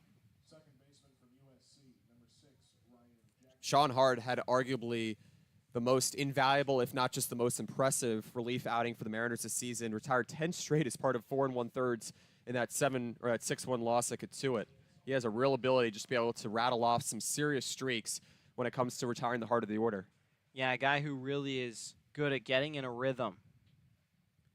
Once he's in that rhythm, a really hard cookie to crack. His control is something that's so crucial for him, though. Once he loses his control, things start to get shaky. Seems to be locating good today as it's a ball and a strike now to Jackson. Of course, this in the Bourne Katuitt game is why I mentioned the only active games this early on. 1-2 the count now. Chatham travels to Spillane Field in Wareham later today. That should be a 6:30 start. Hyannis out to Falmouth for a 6 p.m. game. 1-2, misses outside, and then Brewster going to Orleans for a 6:30 start. Actually, a 6 o'clock game in Wareham. 2 balls, 2 strikes. The pitch from Hard misses outside. 3-2. Casey Cook on deck. Red Sox have been fantastic tonight at getting people on base. Everyone in their lineup has reached, with the exception of Dub Gleed, as that will be a walk issued. And down to first goes Ryan Jackson. Jackson already with his 2nd walk here tonight. Someone very capable of getting on base with some discipline at bats, plate appearances for that matter. And Sean Hard, one of those pitchers that kind of just likes to leave it on the table and make sure that he can just try and get after it for as long as he can. Just couldn't keep after him that time. Doesn't get him down in order. First pitch to Cook is going to be inside for a ball, 1-0. Cook has struck out swinging and singled, come around to score. He was a part of that big 4th inning.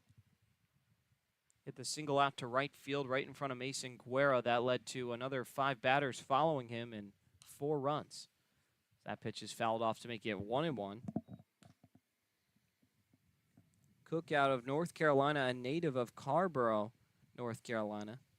6 foot, 190 pounds. Hitting just 148 this season across his now 24 games. It's been a tough go, but had a big impactful hit tonight. So that one misses inside, 2-1. Sean Hard struggling with his control now. Got to find a way to garner it back. Despite the 148 average, a 288 on base percentage from Casey Cook, so almost doubling that total. 2 balls and a strike. Harwich trailing 5-1 here at White House. And here comes the 2-1. It's going to be lined into center field for a base hit down in front of Obi. Taking a turn and hanging out is going to be Ryan Jackson, but now another 2-out rally brewing for the Red Sox. They just do not quit. Such a pest against these Mariners. And they got runners on first and second with 2 away. Been a relatively productive last 5 games for Cook. Had a hit last night against Falmouth, one against Harwich in that 6-2 win for Yarmouth-Dennis over at Wed Wilson Field. And as you said, it's been a little tough for him to try and find his footing here in the Cape Cod Baseball League after his redshirt freshman year. You're still trying to find out a lot so early in your collegiate career. He's finding out a lot right now, and that can be moved to move runners over rather. Be a strike delivered on the outside corner to Manny Garza. He's had a really nice game, a game high 2 runs scored. He's doubled and walked for the Red Sox. A chance with 2 on and 2 away here. Hard delivers, and that one's a fastball right down Broadway to make it 0-2. Hard throws incredibly fast, but when hitters are able to catch up to it, it never lands. 0-2. It is going to be fouled back, and so we'll stay at 0-2.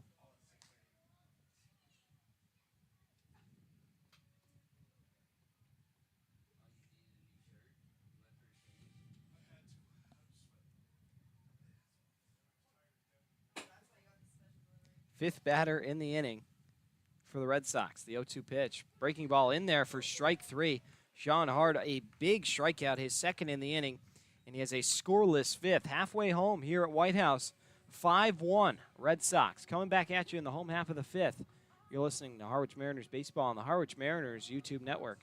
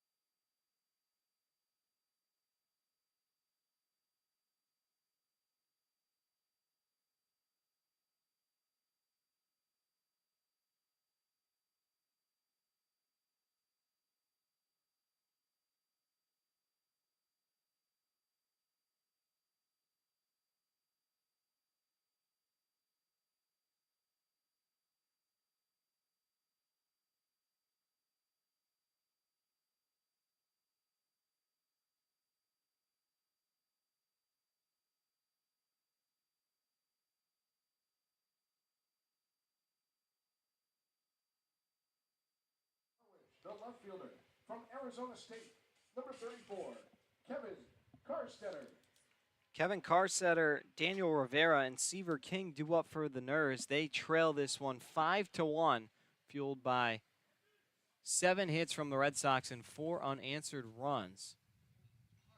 Cal Steven is back out there, looking to line himself up for the win with a clean inning here, as that one's going to be cracked out into right field. Casey Cook, to his left, makes the catch. Carstetter has really done a nice job of putting good swings on the ball, especially after just arriving here in Harwich. And his ability to make efficient strides on the base pass is quite notable. Runs like a gazelle. Was already well past first, and had it gone on just into that right field spot, he would have been able to cruise in a second. Rivera on the day 0 for 1 with a strikeout swinging. There's a big strikeout. Came with runner in scoring position. 0-1 now the count to Rivera. He didn't like the call. Griffin's had a pretty solid zone all night, very consistent. Here comes the 0-1 from Steven. It's going to be lined into center field. Ranging over is going to be Kling. A long run, almost overran it. Crossed himself up, but reached back, made the catch. It's 2 up, 2 down here in the 5th.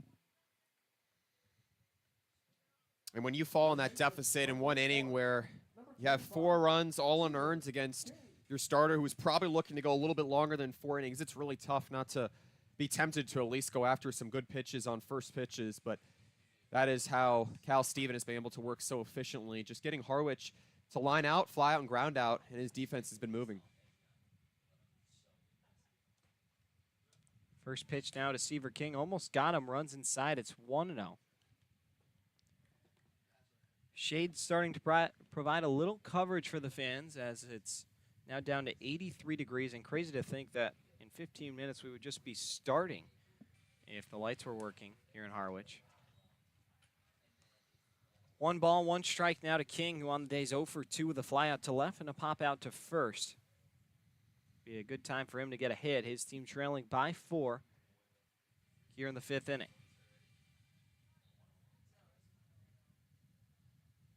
Here comes the 1-1 from Steven in his windup. The pitch is big swing and a miss. King wanted all of that, got none of it. And so now he's behind 1-2.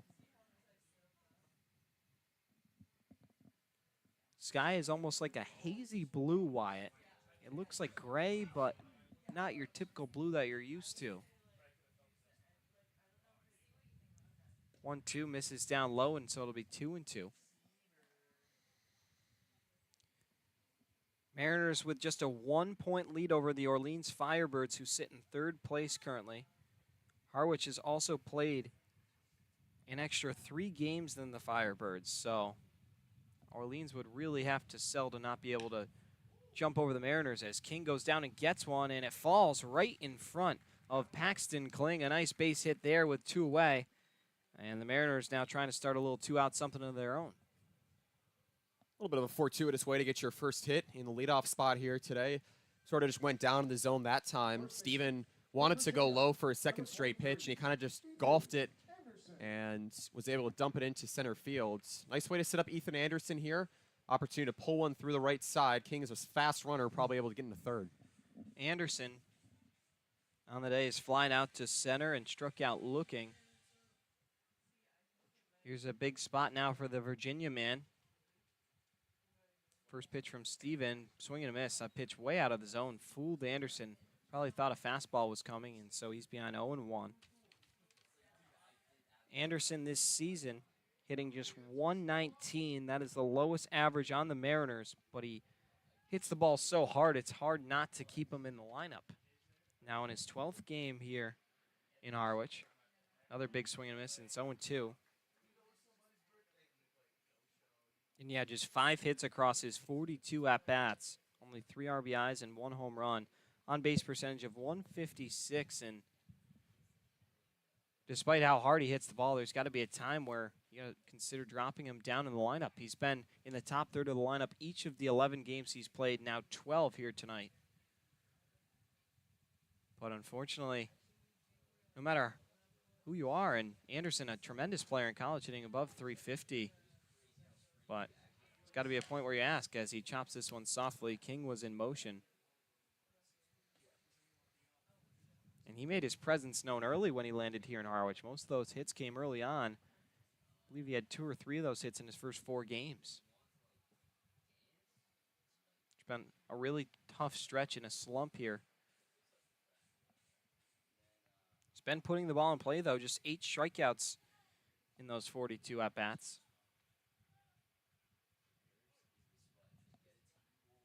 2 on the batter, and Anderson. King over at first. Steven looking for a big strike 3 here to end the 5th. Out of the stretch, he comes home. And it's going to be chopped softly over to the other side of the infield on to first in time. Theo Hardy had to get all the way over to the opposite side of the infield to make the play, and the shortstop able to end the inning for Cal Steven. He's lined himself up for the win real nice here. 5-1 Red Sox heading now into the 6th inning. You're listening to the Harwich Mariners YouTube Network.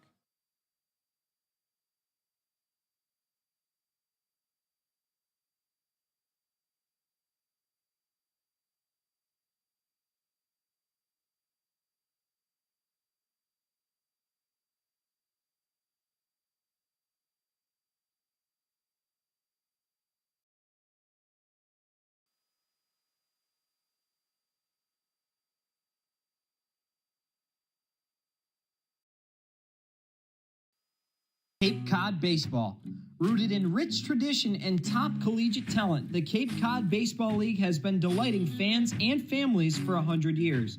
Mark your calendars. The 2023 Cape Cod Baseball League All-Star Game takes place on July 22nd at 6 p.m. at White House Field in Harwich. Plan ahead and arrive at White House Field early to experience family-friendly festivities throughout the day.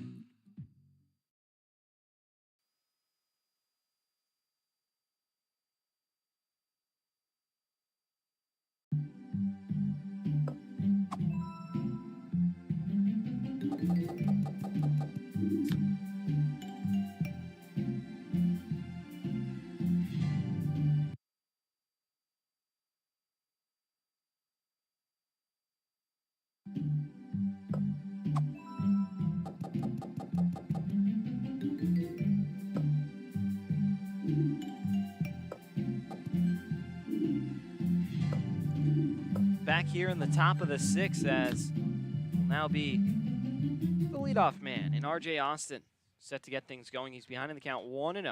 And what a day he's had. 3 for 3 with 3 singles. He chops this one over to the shortstop, Culpepper. He'll set and fire over to first. First time they've been able to retire the nagging Austin. A really nice job by Austin. He's had a tremendous game. 3 singles and also a run scored, but finally Mariners able to get rid of him. I'm looking at this twice, Devin. The Bourne Braves are ahead of the Cotuit Kettlers 11-1 Lowell Park. Cotuit still has a grasp on first place in the Cape Cod West Division standings, but this is a little bit of a revelation here from Bourne, a team that's really gotten hot, one of the best base running teams in the league as well, with over 40 stolen bases. And you do not expect to see Cotuit in a hole that deep ever. No. I mean, double-digit margin.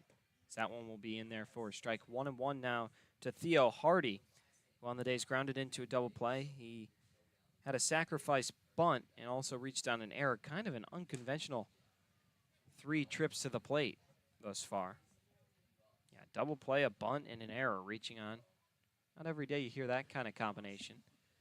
So he's due for a hit or a strikeout. We're going to find out. 2 balls and a strike, the pitch. Flyout also not out of the question. 2 balls, 2 strikes now. You have to have some serious pieces to have over 70 stolen bases on the season. That's what Bourne has right now. A lot of all-stars on that team. Oh, yeah. Derek Bender leading the pack. He's been fantastic, hitting around the 370 mark and hits for power, hits for average. He's everything you could imagine out of a catcher. Starting catcher in the West. 3-2 is going to be popped up over towards Seaver King. It looks like it might stay in fair territory, and he'll put it away. A fly out to the third baseman on a 3-2 count. Nice job by Sean Hard. He's continuing to roll through the Red Sox, and there's 2 away. Defense is giving Hard some help here. Aside from the Mariners getting that 36th error in the early innings. And you just think about how much more of a ball game it would be if you were able to help Dylan Delvecchio out a little bit. That was a high bouncer over to King at third. And he's been able to redeem himself. Not everyone can stay perfect as young as Seaver King is in his collegiate career. This is the point where you can just learn a lot about the different situations you bump into as a third baseman. Hunter Hines swings and misses to even up the count at 1-1. And Hines, we talked about how fantastic he's been earlier in the ball game. The lefty out of Madison, Mississippi, native of Mississippi, rather, as that one's fouled out of play. Attends Mississippi State is what I was trying to get to. As that one might have clanged off of something metal out there in foul territory. Ball and 2 strikes to Hines, who's hitting .278 this season, making his 28th game appearance. That's second on the Red Sox behind only Max Vieira with 29. Check this swing that time. Did he go? Oh, yes, he did. So says Steven Williams, who rings up Hunter Hines. It's a 1-2-3-6 for Sean Hard. As we head to the home half, still 5-1 Sox coming right back at you. The Mariners. You're listening to the Harwich Mariners YouTube network.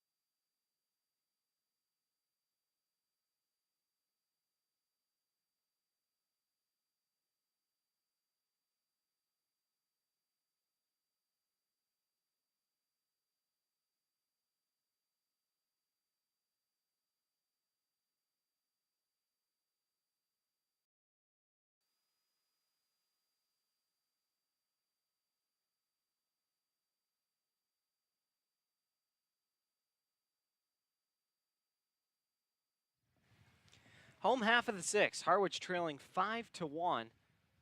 And it will be Kalen Culpepper, Mason Guerra, and Devin Obie set to kick off the 6th inning for us.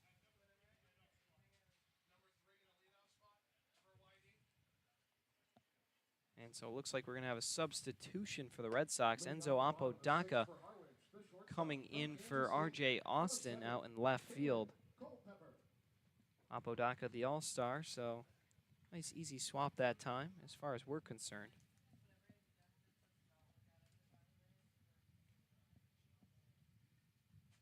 First pitch to Culpepper is going to be down low for a ball. Culpepper on the day 0 for 2. He's grounded out to short and struck out swinging. Just 3 hits through 5 full innings for the Mariners. 1-0 pitch. This is outside 2-0. Apodaca, a left-handed hitter as opposed to Austin. With Delvecchio out of the game, I'm sure Pickler may want to put an extra right-hander in there against the right-handed thrower and hard. He's a gamesman. Been doing this for quite some time. 2-0 pitch in there for a strike, 2-1. Borderline pitch on the outer part. And so now Culpepper finally has a strike on him.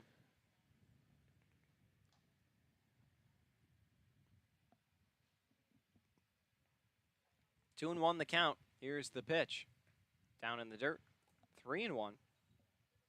Culpepper trying to draw a leadoff walk. That would be really nice. Cal Stevens done a great job of keeping free passes to a minimum, just 2 through his 5 innings, and you'll take that out of your starter, who's now into his 6th inning, his against the Mariners this season. So that one misses up high, and that will be a 5-pitch walk to Kalen Culpepper, who will trot down to first, and that's how the 6th inning begins. Defensive change for YD, now playing left field. Culpepper's been quiet with his bat here today, but since getting back to Harwich has made all kinds of plays on the infield, and that time exhibited some good patience against Steven, who's already given up 3 walks combined over the last 3 innings after not giving up 1 through the first 3. So this is a little bit of a different scene here against Steven as he works out the stretch again against a hard-hitting Guerra. Guerra on the day 0 for 1 with a walk and a pop out to first base. First pitch to him is going to miss low for a ball. It's 1-0. And Steven entered today only allowing 8 walks on the season, so he has to kind of see what he can get from his defense. Maybe get a ground ball double play. He's done a good job of inducing that ground ball contact here. Here comes the 1-0 to Mason Guerra. Culpepper leading off first the pitch. Big swing and a miss. That one up and in, pulled the string on it, and Guerra took a healthy rip at it. 1 ball, 1 strike to Mason Guerra. Mariners with the lowest OPS in the Cape Cod Baseball League at .662, and that kind of just tells you what you need to know. 2 balls, 1 strike here on a warm Monday afternoon turned into evening.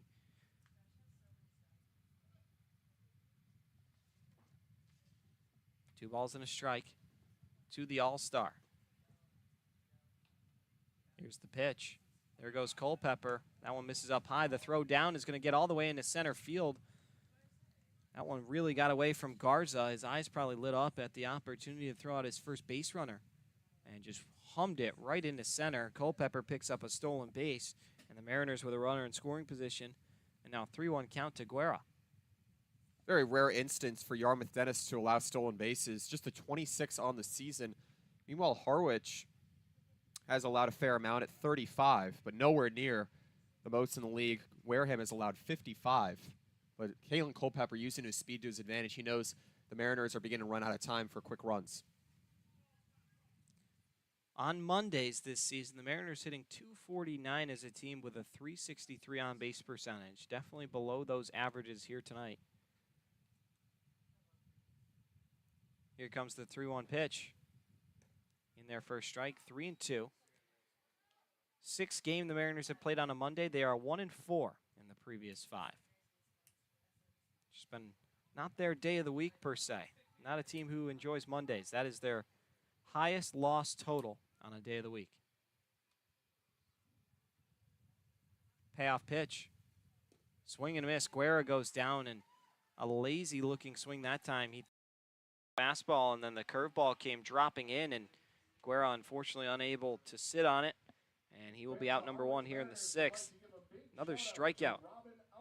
Yeah, I think that's going to be the end of the line here for an excellent start out of Cal Steven. I think they're going to turn it over to Jason Doktorczyk, who's been working quite often and quite for a long time as well, as Scott Pickler takes the ball away. So that will be the night. We'll get a call to the bullpen when we return. For the time being, 5-1 Sox. Mariners with Culpepper in scoring position.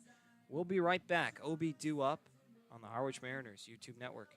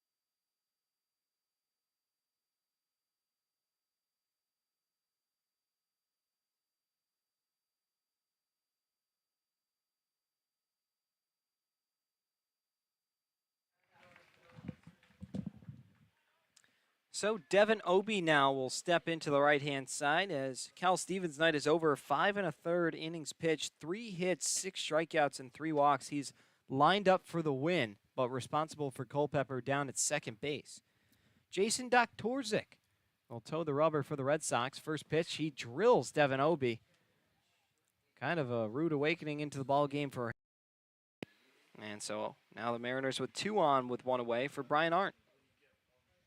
Doktorczyk this season, 6'6", 230-pound right-hander out of Seal Beach, California, attends Nevada.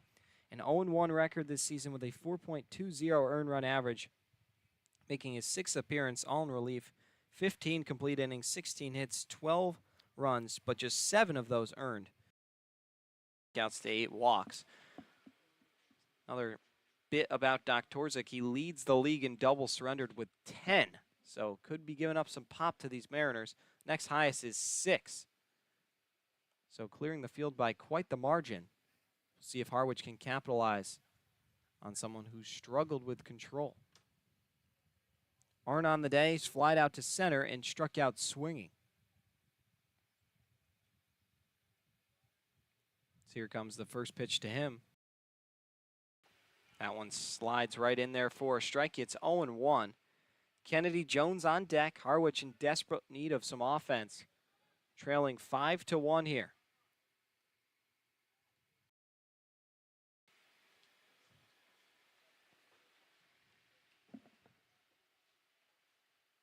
Obi, a large lead off first, not being held on. Culpepper's not big down at second. The 0-1 pitch. And that one hits Brian Arndt. So back-to-back hits, batsman. It almost looked like it hit the bat. But the Mariners now have loaded him up for the only man with a grand slam on the team, Kennedy Jones, and he did it right here. Wow, what a timely hit that would be. It's just been a challenge for Doc Torzik to be able to go into games without really scoreless outings. And, you know, he doesn't have a lot of continuity to build off of entering here today. He did give up an earned run, 4 total at Falmouth in a 5-2 loss, and just does not have a ton of strikeouts in each of his outings, the most he's had this season, 4. Jones on the day 1 for 2 with a single in which he scored the only run, and also on a strikeout swing. First pitch to Jones is in there for a strike zone 1, and I think those hit batsmen had something to do with the slider from Doc Torzik just not breaking. Starts it inside so it'll snap in, and unfortunately with these Mariners crowding the plate, he's walked, or rather hit back-to-back men, and they're all loaded up for Jones, the leading RBI getter for the M's with 15. Could tie the ball game with 1 swing of the bat, the 0-1. There's a huge swing, and it's 0-2. Breaking ball up in the zone, and Jones really was looking to send that back over to Yarmouth.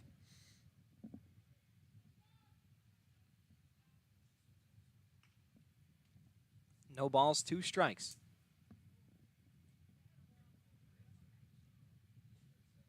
So here comes Doc Torzik. And the 0-2 pitch. Just missed outside. A generous ball call from Mike Griffin. That one right on the outside corner, it appeared, and Griffin's been living there, but Jones able to see another. 1 ball, 2 strikes to the South Carolina Gamecock. Doc Torzik comes set, pitching out of the stretch, waggling that left leg. Deep breath, and here comes the 1-2. Misses outside, 2-2.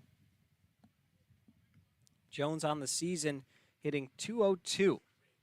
Native of Charlotte, North Carolina, transferring to South Carolina. Second on the team in hits, or rather third on the team in hits with 17 coming in today. Now he's jumped into a tie for second with 18 with his single today. 2 balls, 2 strikes. Doc Torzik comes set once again, the pitch. And it's going to be popped up. Shallow center field. Long run for Kling. Going out also is Jackson. And he hauls it in. No tag. And Culpepper forced to stay put. I mean, Harwich really can't help themselves out. Bases loaded and 1 away. And you get a shallow fly ball. That won't get the job done. And so there'll be 2 away now for Kevin Carstetter. Jones has been moving on the base pass today, had single in his first at-bat in the 3rd, and if you're Culpepper, you're expecting to score, assuming that one's dumped into shallow right center, but a smart hold that time. Carstetter on the day, 1 for 2 with a double and a fly out to right. He's been hitting the ball hard. Native of State College, Pennsylvania, swings and misses. First pitch to make it 0-1. Tens Arizona State. Making his Mariner debut, already has an extra base hit, and I tell you, the Mariners need to be prescribed another one right here. Desperately needing some run support. Trailing 5-1. Doc Torzik comes set, coming off a big out he was able to garner. Here's the 0-1. Down in the zone, 1-1. 9-hitter Daniel Rivera on deck. Harwich with the bases loaded. They've stranded just 4 runners here tonight, 1 in the 3rd, 2 in the 4th, and 1 in the 5th. They would almost double that total with an out here. Even a base hit, you'll take it just to chip away at that margin in the same fashion they did last night against Hyannis. Here's the 1-1. Off-speed pitch fooled them, and it's 1-2. Carstetter was thinking fastball, and then the off-speed pitch on the outer part of the zone just fooled him. Now he's going to have to protect Doktorzik, one pitch away from getting out of this jam.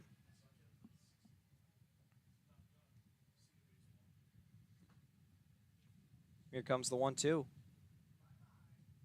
And it's going to be popped up, foul territory, running over his glede, but it will escape out of play. And so Carstetter now will live to see another day, and pitch for that matter.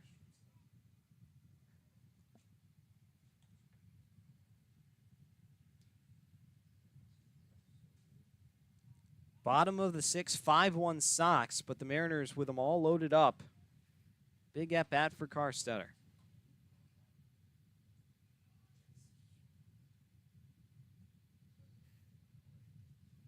Here comes the 1-2.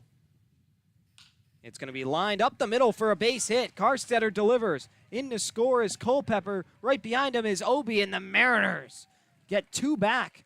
Kevin Carstetter making his presence felt here in Harwich in his debut. He's now 2 for 3 with a pair of RBIs. Down to 2 strikes, able to just loft one back up the middle. It's hard to imagine a better debut for yourself when you already had that RBI double back in the 3rd, your first at bat, and certainly looking ready to go up to the Division I level after playing 3 years at State College of Florida. Excellent debut here as the Mariners have some runners moving. And that's got to feel so good for him to land here in Harwich and immediately make an impact. His team desperately needed that, and he was able, with 2 strikes on him, to make something happen. So Rivera's turn, 0 for 2 with a strikeout and a flyout. 2 on, 2 away. First pitch, right down the middle. Strike 1 to Rivera. 5-3 the score now.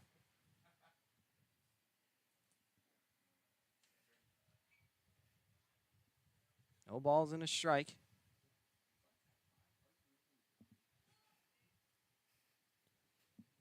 And here's the pitch. Big swing and a miss from Rivera, and it's 0-2.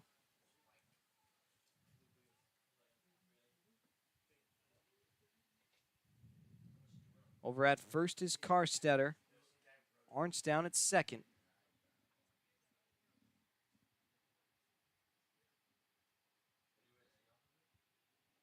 And here comes the 0-2 offering now from Doktorzik. Misses outside, 1-2. Top of the order, Seaver King on deck. Rivera is able to extend the inning. That would be really timely.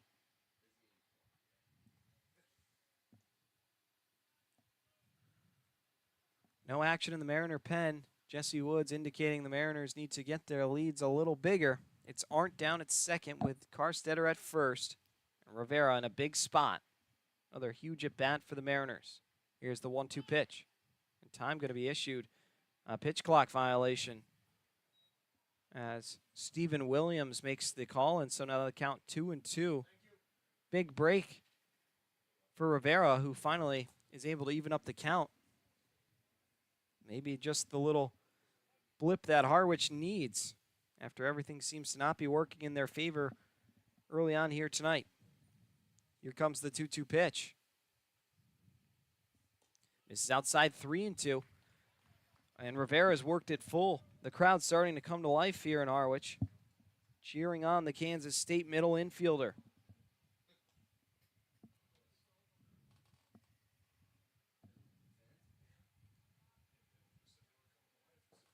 Two on, 2 away. Biggest pitch of the inning coming up. And here it is from Doktorzik. Misses inside, actually got the umpire right in the soft spot as he goes down and yells ball 4 as he's in agony. At least he still's got his sense of humor, but might be missing something else. Got him right on the groin. Amanda Lusky, the Harwich trainer, going out to try and assess what's the issue with him. Always so kind of medical attention when you have someone in discomfort like that, let alone facing a potentially career-threatening injury. And that did not look to be taken with any sort of light contact. And that did not feel good. but he is up. Just need a minute to shake it off, and Mason Guerra going to run some water out. Oh, yeah, that's never a good feeling, and credit to Mike Griffin. He's done a great job calling the balls and strikes tonight, and just going to have to take a minute to breathe, catch his breath. They're all going to be loaded up, though, for Seaver King. This is going to be a high-tension moment. Oh, yeah, that's just a really unfortunate circumstance, especially with these guys throwing in the 80s and 90s.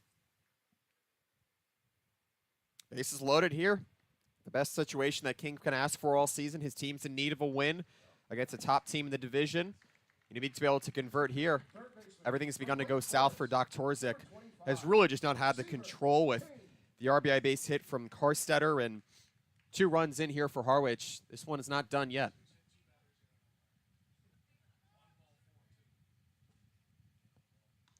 Seaver King on the day, 1 for 3 with a single. Doc Torzik coming set. They're all loaded up. The pitch popped up into center field. Ranging in is Paxton Kling. He sits under it and makes the catch. And Doc Torzik able to escape the jam, stranding the bases loaded. But the Mariners tally 2 back, and they trail this one 5-3. We'll take a quick break and return for the final third of the ball game here on the Harwich Mariners YouTube network.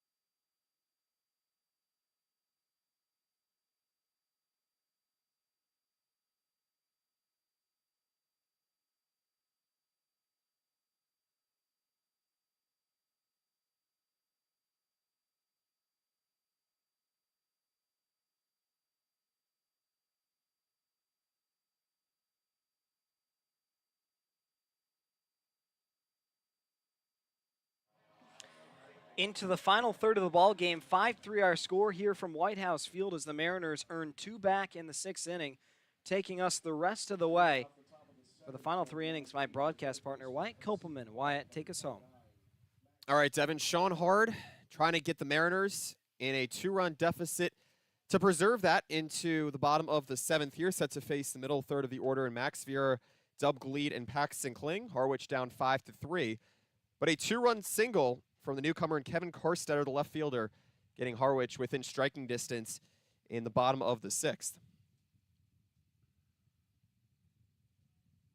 Vieira, the third baseman, out of Seton Hall, 0 for 2 here today with a walk, as the count goes even at 1-1 here. A battle between the top 2 teams in the Cape Cod East Division standings. Yarmouth-Dennis at 16-12, Harwich at 14-16. The Boston College pitcher deals one. It's laced into the glove of Seaver King at third.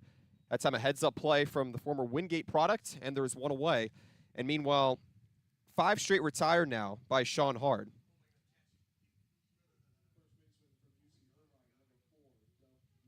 Five runs on 7 hits for the Red Sox, 3 runs on 4 hits, and an error committed by the Mariners.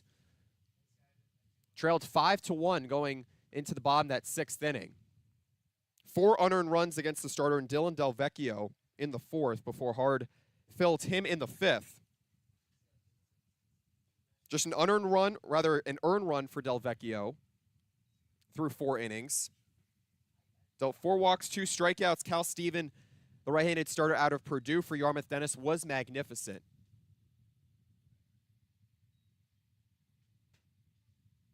Fourth start on the season against the Mariners this year. Steven, arguably with his best, aside from allowing 2 earned runs on 3 hits through 5 1/3 innings. As Hard, the Mahwah, New Jersey native, falls behind here. 3 balls, 1 strike to Dub Gleed. 0 for 3 here today with a pair of flyouts to center field and a ground out to shortstop. 3-ball pitch, just misses inside. Hard tried a fastball, as it's a 5-pitch walk here to Dub Gleed. So Yarmouth-Dennis looking to extend its lead here. Sends up Paxton Kling here. The middle third of the order has been quiet and has gone without a hit here for Yarmouth-Dennis. But now 3 combined walks, keeping some rallies going for a Red Sox team that is looking to win its 4th game in the season series. Harwich and Yarmouth will meet twice after tonight. This one grounded over towards the left side, but foul. Harwich gradually finding its way back into this one. Got on the board in the top or in the bottom of the 3rd inning.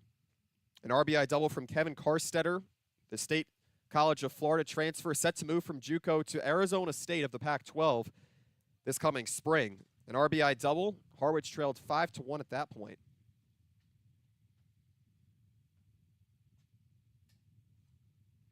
Slider outside this time from Hard, 1-1. Hard, the tall right-hander out of Boston College, returning to the Harwich Mariners bullpen this season. Had a magnificent outing in that 6-1 loss at Katuitt. 6 straight batters, rather 10 straight retired as a part of 4 1/3 relief outings. Quiet first couple of innings for the Mariners and the Red Sox before Yarmouth-Dennis got on the scoreboard. Looking just to extend it here against Sean Hard. You don't need you don't need more than 2 runs, but just the opportunity to force him to work out of the stretch is crucial here already with a runner on first and 1 away.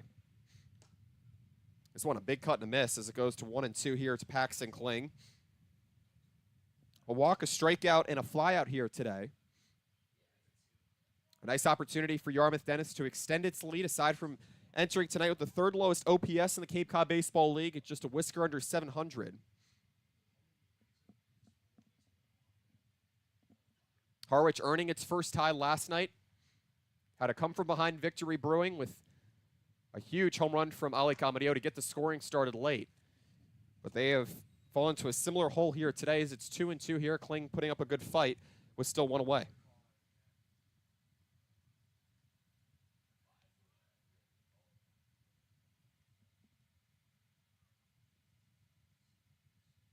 Bourne still ahead of Katuitt, 11-1 over in the West Division. Top of the 6th from Lowell Park. Hard trying a slider low and away as it goes to 3-2. So Gleed on with a 1-out walk here. The Mariners left the bases loaded back in the 6th. They were able to get 2 runs back on a 2-run single from Kevin Karstetter, his 2nd RBI base knock of the day after doubling in his first at-bat, first game here in Harwich. Payoff pitch runs low. Hard starting to lose a little bit of control here as he works with runners on first and second. Certainly becoming a longer inning than he expected here in the 7th. Yeah, and unfortunately, you just got to find a way to pitch through the adversity. 2 on now, 1 away, and your team just gave you some offensive support, so now it's on you as the pitcher to make sure you can pitch to get outs. And walking a guy like Kling is not going to do that for you, so we'll see how Sean Hard can respond. It has been a brutal past couple of days when you consider situational hitting for Harwich. So Brady Day, Kansas State's leading hitter this past spring, steps in for Ryan Jackson, the 2nd baseman. The Vanderbilt product closing out with 2 walks and a ground out. Key lefty batter here against the right-handed throwing in Hard. And Day, an all-star, had a home run against the Mariners in their last matchup. As I was saying, a crucial couple of days for the Mariners to pick up wins, but situational hitting has not been a strength. Over these past 3 innings, Harwich has stranded 6 combined runners on the base pass as a bunt late is down here, and it'll roll foul. The right idea here, Scott Pickler is still trying to waste outs or sacrifice outs for that matter and try and move runners over. So 0-2 here One away, an opportunity for the compact left-handed hitter in Day to break through.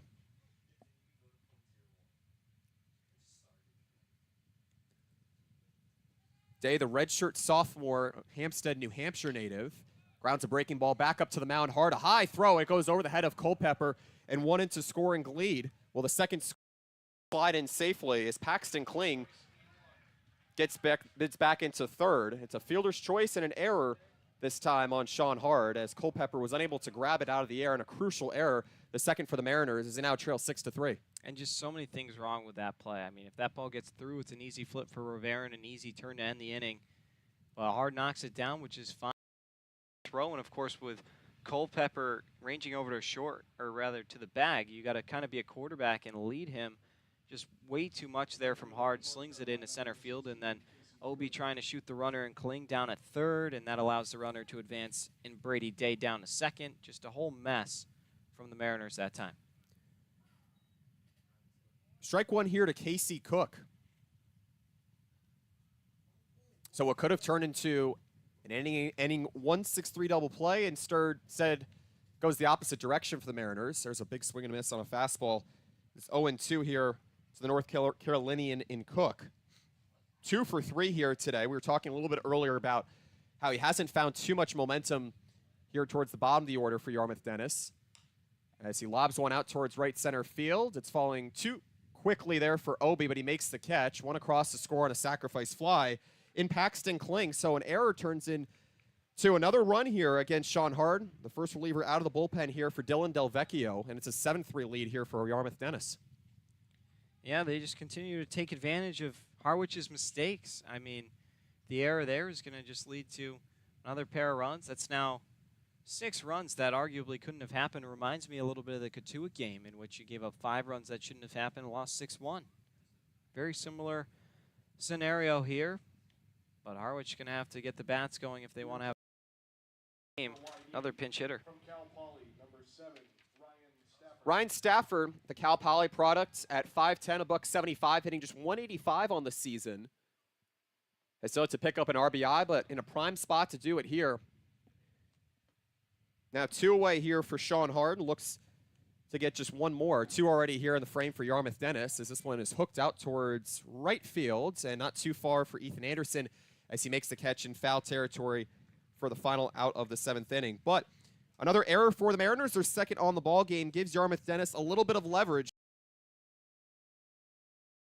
Mariners, as Sean Hard takes a little longer to get out of it than expected. We'll step away for a moment. This is Harwich Mariners baseball on the Harwich Mariners YouTube network.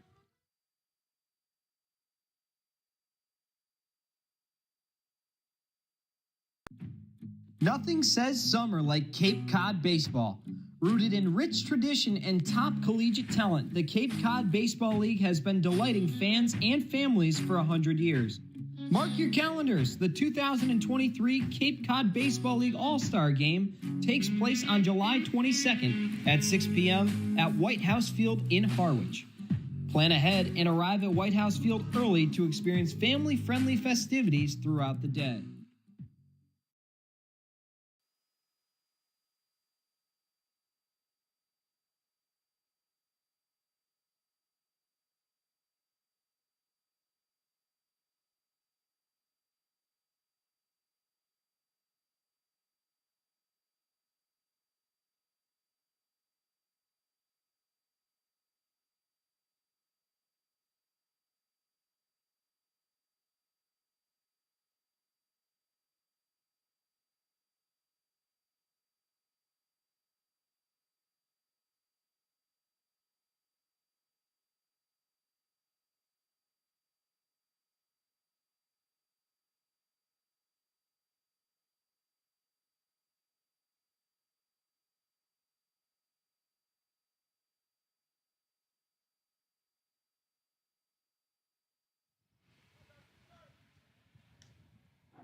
Two more runs in the top of the 7th for the Yarmouth-Dennis Red Sox, both unearned against the right-handed reliever in Sean Hard. Sacrifice fly and a fielder's choice, and an error on Hard to try and turn a 1-6-3 double play as it turns into another blunder here for the Mariners' second error. As Ethan Anderson, Kalen Culpepper, Mason Guerra do up against Jason Doktorzik, the tall right-hander, steps in. Just misses outside. Yarmouth-Dennis took a 5-1 lead into the bottom of the fourth before Harwich was able to get 2 runs in the sixth. 2-run single from Kevin Karstetter, the newest Arizona State outfielder. And the Mariners some life here. This one foul back as it goes to 1-1 on Anderson. 0 for 3 here today. You have to think he's starting to get going soon. Hitting 119 here on the season, 3 RBIs. He has been the starting first baseman for most of the 10 games he's been here, if not for all the 10, as he rips it to the right side foul. So a 5-0 deficit for the Mariners to work out of early in the early innings. But they've had chances to come back. Some they haven't been able to capitalize off of, and some they have, and they were en route to doing that last night. Wind blowing out to left field here.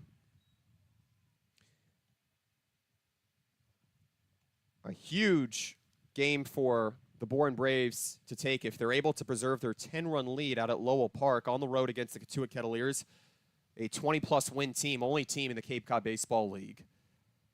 Mariners have only lost 1 to Cotuit this year. The 2-1 or 2-2 is shot to the right side.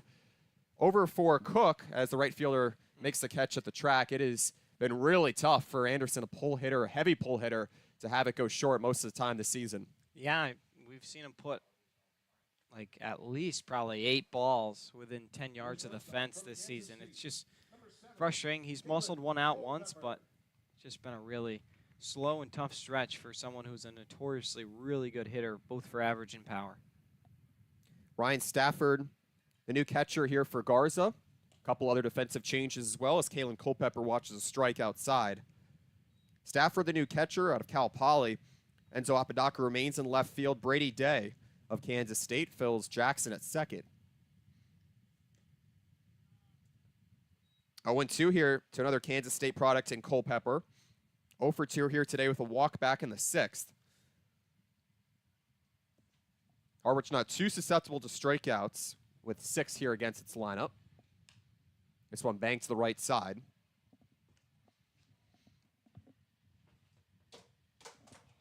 Harwich has not gotten a run here, or win here in the series for that matter, since opening day, in which it opened its season with a win. Its 20th year with Steve Englert as its field manager.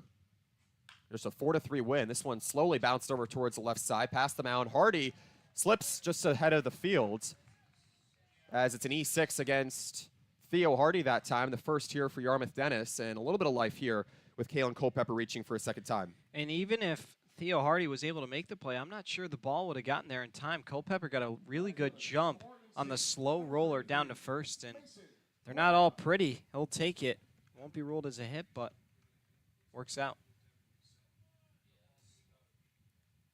Sacrifice fly and an error, scoring 2 for Yarmouth-Dennis in the top of the 7th as it leads Harwich 7-3. 7 hits for the Red Sox, 4 for the Mariners. Mason Guerra watches a breaking ball low for strike 1.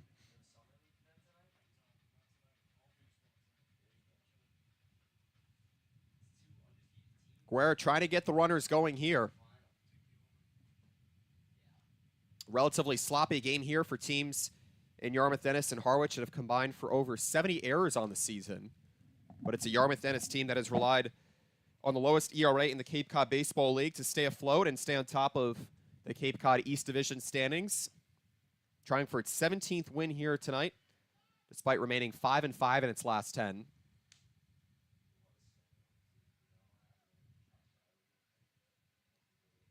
Runs have been trying here for Harwich here tonight. Got on the board with an RBI double from Kevin Karstetter and then a 2-run single given the Mariners for what was just a 2-run deficit before Yarmouth-Dennis was able to tack on 2 more in the 7th. So 2-1 here to Guerra. Culpepper on first. Doktorzik trying to face the minimum here. A ground ball double play chance could end it. This one shot over towards right field and in for a base hit. Culpepper a turnaround second, and he'll hold up right there. So Mason Guerra getting a much-needed hit here after earning a walk back in the 4th, and the Mariners have traffic on. Yeah, there you go. Just continue to rally those hits and hits move runners over and get points on the scoreboard. So it'll be a chance now to put something together.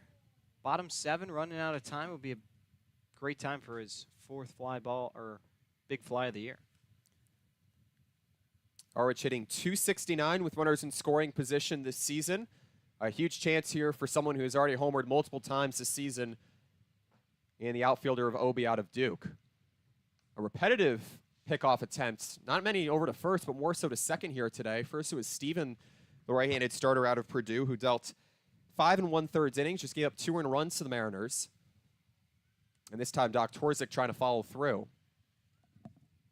Talked about that ERA for a moment. At 3.51, Yarmouth-Dennis keeping its opponents quiet for most of the season.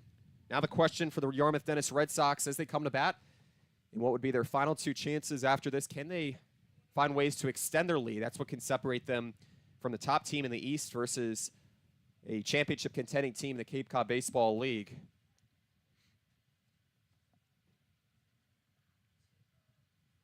Yarmouth-Dennis coming off a 4-run win over Falmouth last night. Looking for the same here, leading 7-3 over Harwich. Slider cut on a miss this time as it's going to be 0-2. Yeah, hanger that time. Obi was looking to take a big swing at it and just unfortunately went right over the top. Nice drop-off movement at the end there. Culpepper on second, Guerra on first. Doc Torzik still looking for his first strikeout here. And the 2-strike deal, it goes right down the middle as Obi gets rung up. So the first strikeout here for Jason Doc Torzik after 6 from Steven as there are 2 away. The catcher from UNC Wilmington, number 11. Yeah, and that one, no complaint from Devin Obi. Right down the middle. I mean, got to at least put some sort of swing on it. Can't go down looking at that. And Harwich now with 2 away here with 2 on. Brian Arndt digs in, looking for his first hit. Not a bad time to get that here.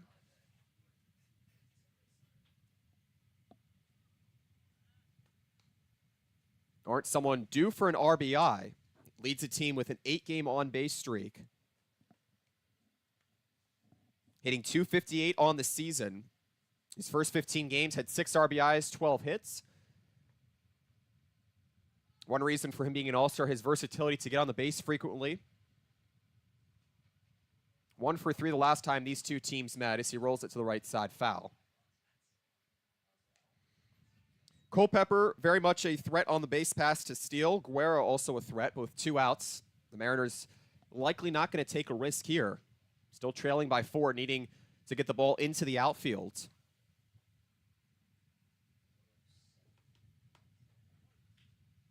Just 5 hits for Harwich after it was able to pull across 7 last night, 4 2 nights ago in Brewster, in which it took a heartbreaking 1-run loss, just lacked that little extra push in the 9th inning. 0-1 home, a fastball cut on and miss as it goes to 0-2. So Art will try and avoid his second strikeout here today. Flied out to center field in the 2nd, struck out swinging in the 4th. Reach as a hits batsman, was held at 3rd back in the 6th. Mariners already stranded the bases loaded in the 6th. They don't want to go into the 8th inning with another 2 left here. Good take that time from Arndt. Holly Springs, North Carolina native, a rising junior for the UNC Wilmington Seahawks of the CAA. Had 4 home runs for the Seahawks this past season. Harwich could really use one here to try and draw a little closer, much closer for that matter. Hit .257 in Wilmington, 18 RBIs there. 7 this season for Harwich. Said it's a swing and a miss. A little out in front of it that time as Doc Torzik draws 2 strikeouts here in the 7th. Harwich brings 5 to the plate, scores no runs on 1 hit, 1 error, and leaves 2 on, and has left now 8 on over the past 4 innings to this point. Harwich trailing 7-3 as Sean Hard, the right-hander of Boston College, trots back out to the mound. Can the Mariners come back late as they did last night? Well, they have 2 more chances to do it here at White House Field. We'll step away for a moment. This is Harwich Mariners baseball on the Harwich Mariners YouTube network.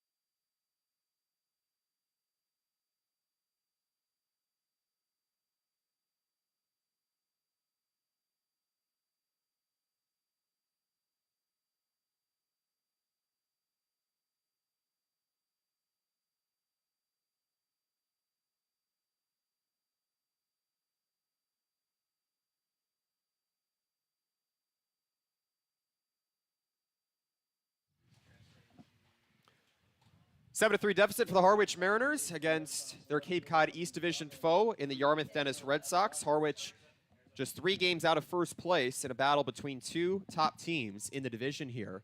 Sean Hard, the tall right-hander of Boston College, deals a strike on the outer half here.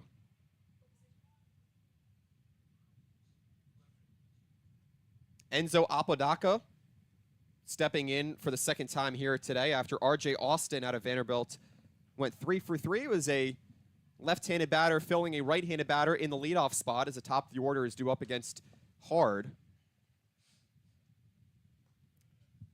1-2 here to Apodaca out of Gonzaga.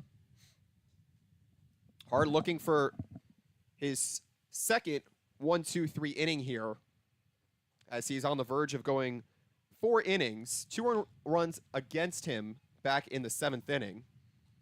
His account stays 1-2 here to Apodaca, grounded out 6-3 back in the 6th. Meanwhile, for Harwich's bullpen, a team that has allowed 5.25 earned runs over the last 10. This one flared out into left field, but it trails foul.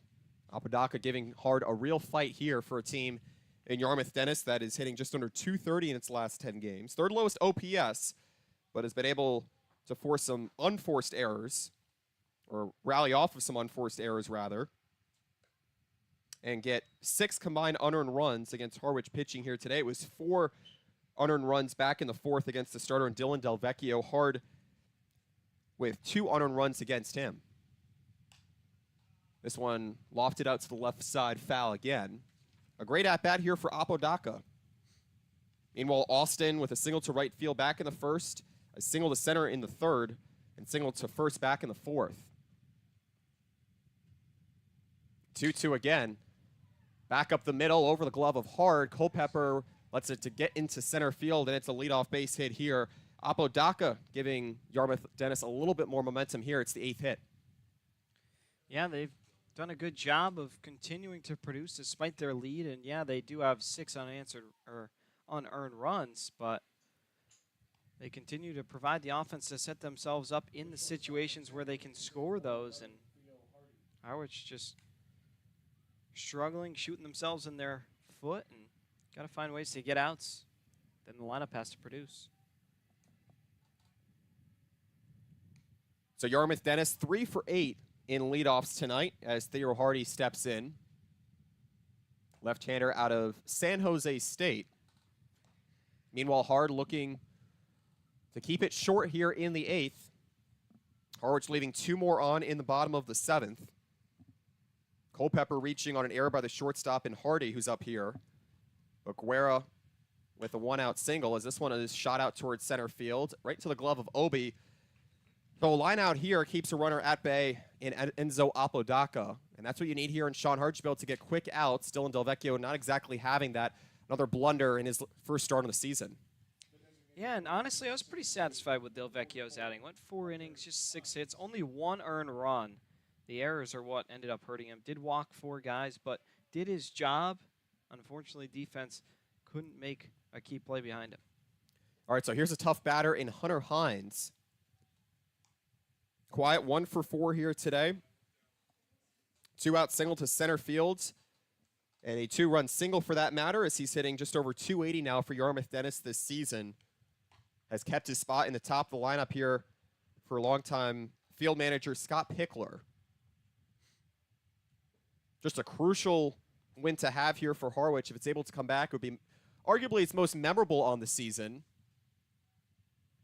He's had 2 walk-off wins here at home this year, but so a long ways from making that a reality as it's 2-1 here to the Mississippi State product in Hunter Hines. 61 RBIs at Mississippi State this past season, 34 combined extra base hits. Certainly a tough left-handed big bopper to get here, but he'll have to protect it 2-2. Well, if you're joining us late, and another excellent start out of Cal Steven in this series matchup. 5 1/3 innings, just 2 earned runs, 3 hits, 3 walks issued, but 6 strikeouts. Very much looking like his usual self. So a payoff pitch set to come here to Hunter Hines. Meanwhile, Dylan Delvecchio, 4 innings pitched, just 1 earned run, 4 unearned against the former Tarleton State hurler. Big pitch here for Hard. This one foul back. Hunter Hines just got enough of it. Apodaca was in motion too with just one out. Could have been a strikeout. Put him out.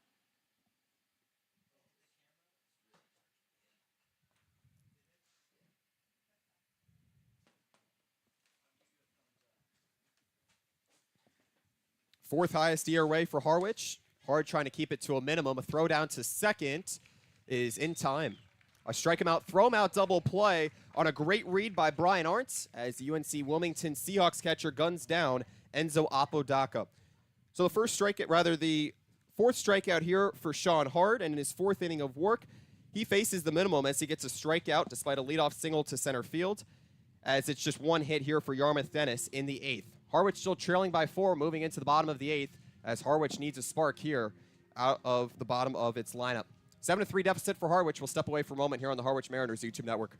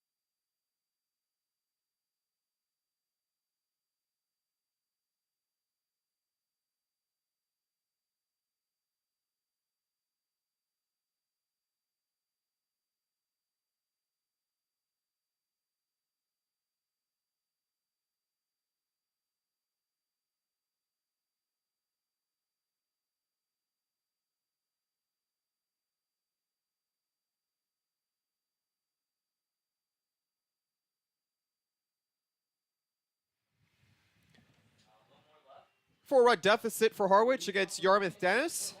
A battle between two of the top East Division foes here in the Cape Cod Baseball League. That's the 100th season of the Cape Cod Baseball League, and it has been eventful thus far for Harwich. It's had its peaks and valleys at 14, 16, and 1. Has not found a way really to get back into first place after a 5-game win streak in the first half of the season. But ever since that threshold of the halfway mark, Harwich has not been able to find too much rhythm in the scoring column as Kennedy Jones, formerly of UNC Greensboro, swings through for strike one. The count is even here against a right-handed reliever, and the only reliever for Yarmouth-Dennis in Jason Doktorzik.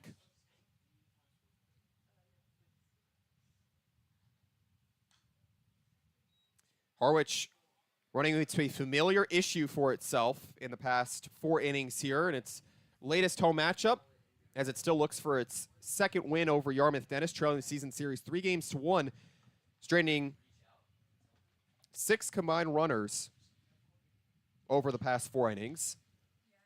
As Jones fouls it away again, 1-2 still. 1 for 3 here today. Jones with an RBI base hit, rather Karstetter with the RBI base hit back in the third to draw in Jones.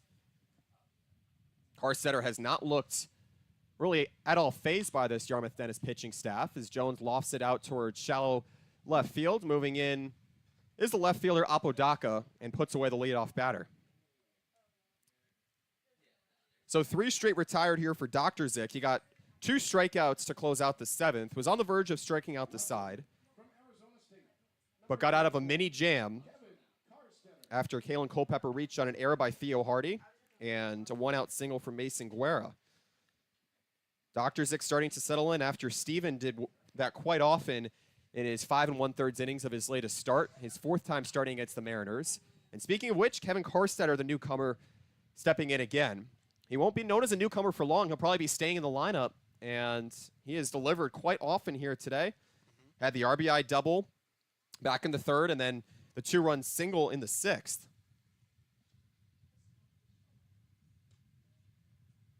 Yeah, he's been fantastic. You can't complain with what he's done here today. He delivered when his team needed him. Bases were loaded. Hit a 2-run single up the middle. Also had a double to drive in Kennedy Jones. He's got all 3 RBI for the Mariners today.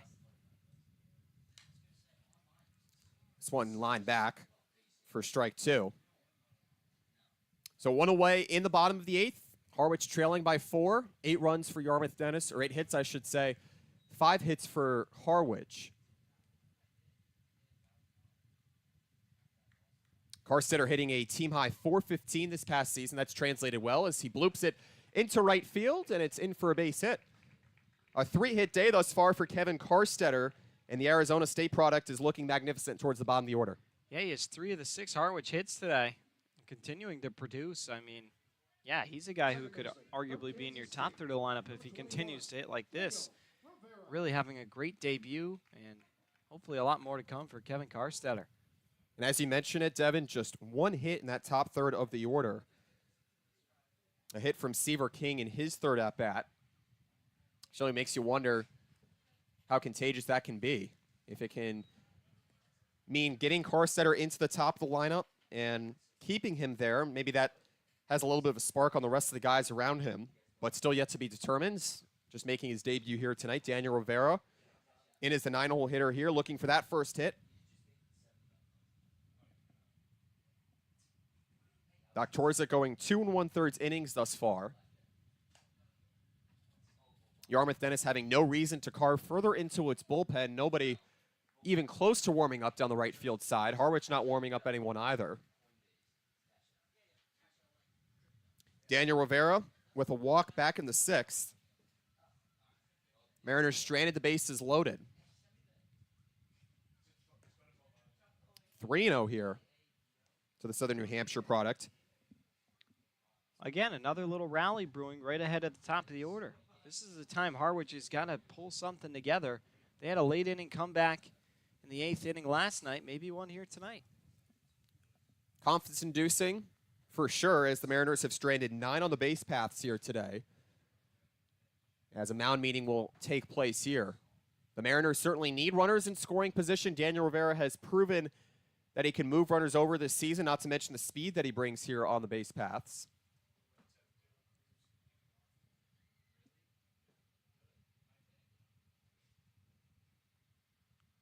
Yarmouth-Dennis bringing in the lowest ERA here on the season at just 3.5, and it has looked quite like that has been able to carry through, as Doktorczyk staying out there, and now a reliever warming up for Yarmouth-Dennis. Connor O'Hara, the Florida Gulf Coast product, is just starting to toss down there. Not sure if this will be the last inning here for Doktorczyk, with Yarmouth-Dennis still ahead by 4, but still never over. The Mariners still having 2 chances here to draw within at least 1. Way high that time. Doktorczyk just lost the fastball. As a 4-pitch walk, to your point, that rally starting to form as Harwich finding its way here. 258 with runners on batting this season as it looks to convert. Yeah, and you'll take the walk, but now you got to cash in. Top of your order coming up. A lot of big at-bats, a lot of big batters, and you got to understand Scott Pickler is going to have Doktorczyk on a really short leash this late in the ball game, so capitalize while you can, and losing daylight. No floodlights of disposal here tonight with the storm that carved through 2 nights ago.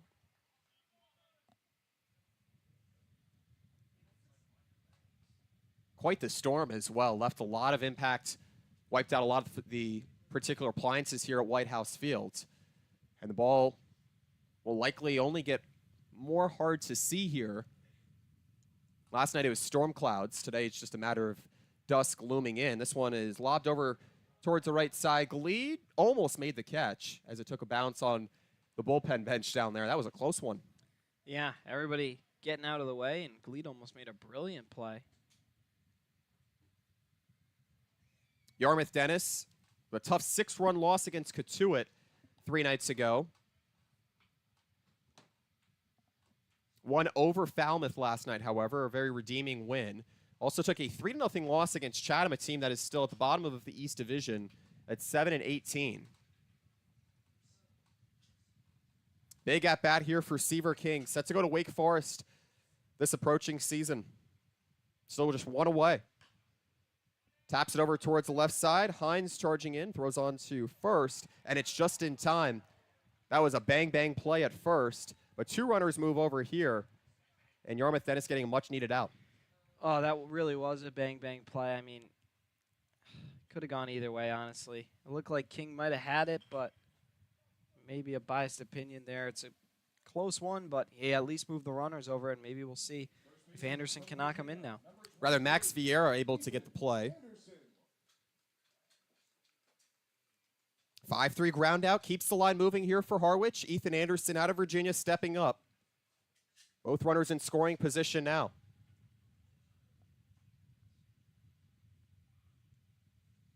Wind still blowing out to left field against the pull hitter here. Takes a changeup down the middle for strike 1. It's a nice pitch from Doc Torzik. Started to lose the fastball a little bit here. Anderson looking to overcome an 0-for-4 start to this one. 2 strikeouts from Doc Torzik to close out the 7th. Has yet to get one here in the 8th.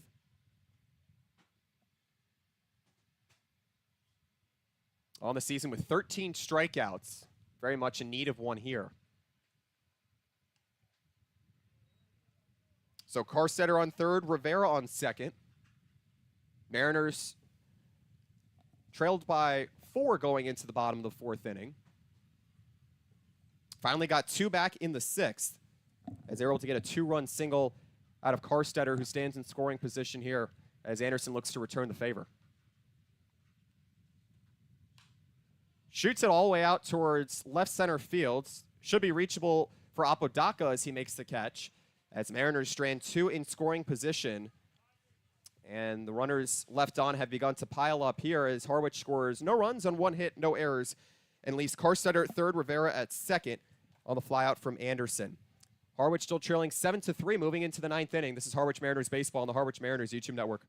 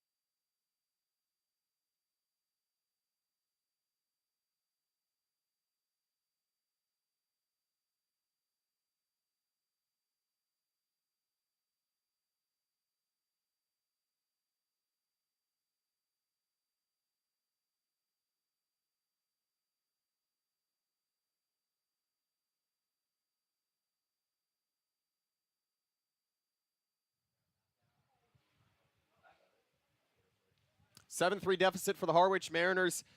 Sean Hard going out for his 5th inning of relief after a 4-inning start out of Dylan Delvecchio. Gave up 5 runs total, just 1 earned. As Sean Hard has looked sharp, only allowing 2 unearned runs in the 7th. Max Vieira, the third baseman, up here, 0-for-3 with a 2-out walk back in the 3rd. Now 1-1 to the cleanup hitter out of Seton Hall.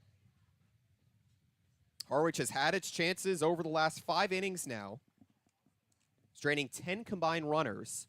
Just left 2 in scoring position in Carstetter and Rivera after a 1-out single and a 1-out walk. But a timely ground out and a fly out from Seaver King and Ethan Anderson against Doc Torzik, the only reliever here for Yarmouth-Dennis, keeping the Red Sox in the driver's seat. Sean Hard starting to find the command here on the fastball as dusk only looms here. Last night, Hyannis and Harwich were called in a tie after 8 innings. We'll see how far they can go here as Sean Hard wanted to locate that one for strike 3 and said it's 2-2.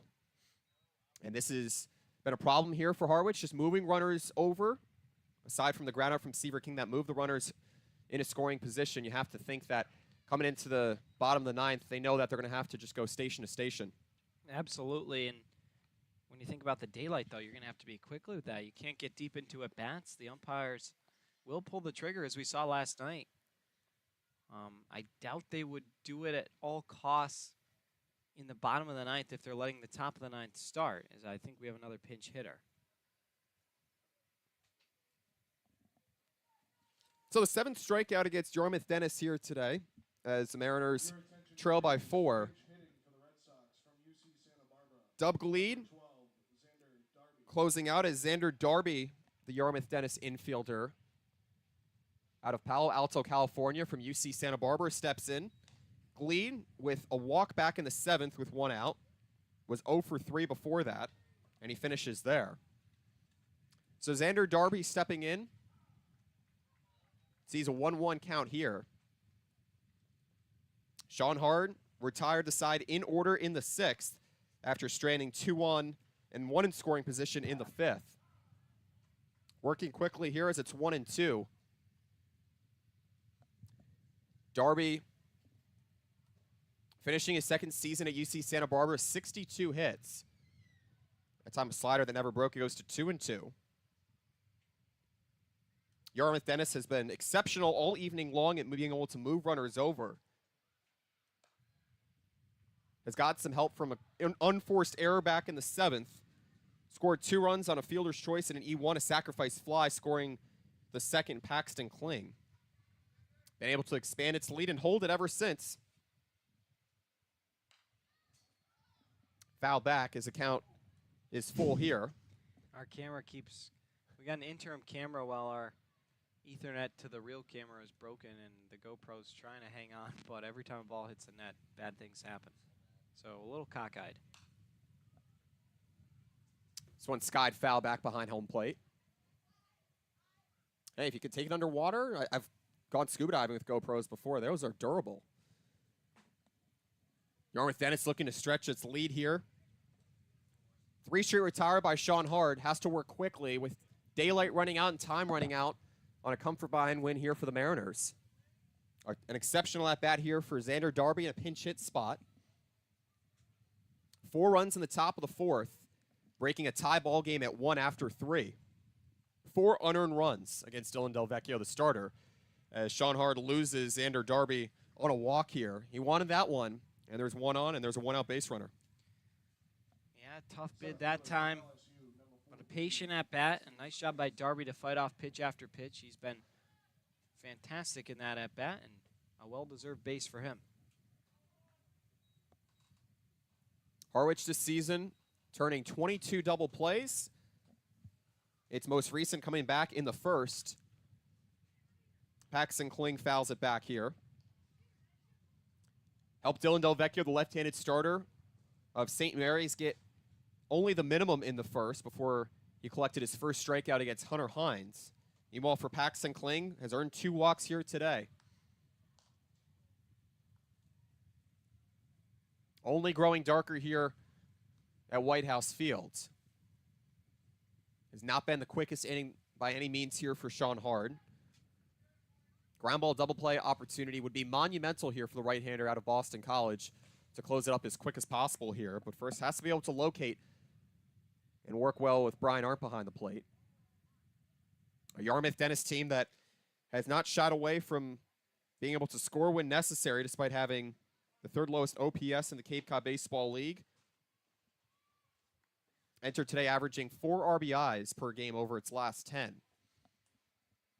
Has taken advantage over Harwich, which has not had the lowest ERA in the Cape Cod Baseball League, but has just taken advantage off of a couple of errors to think of how much closer this one would be, with Harwich starting to find a little bit of scoring, especially out of Kennan and Carstetter. It remains to be imagined.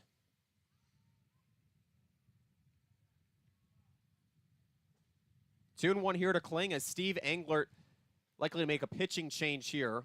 A right-hander warming up here for Harwich.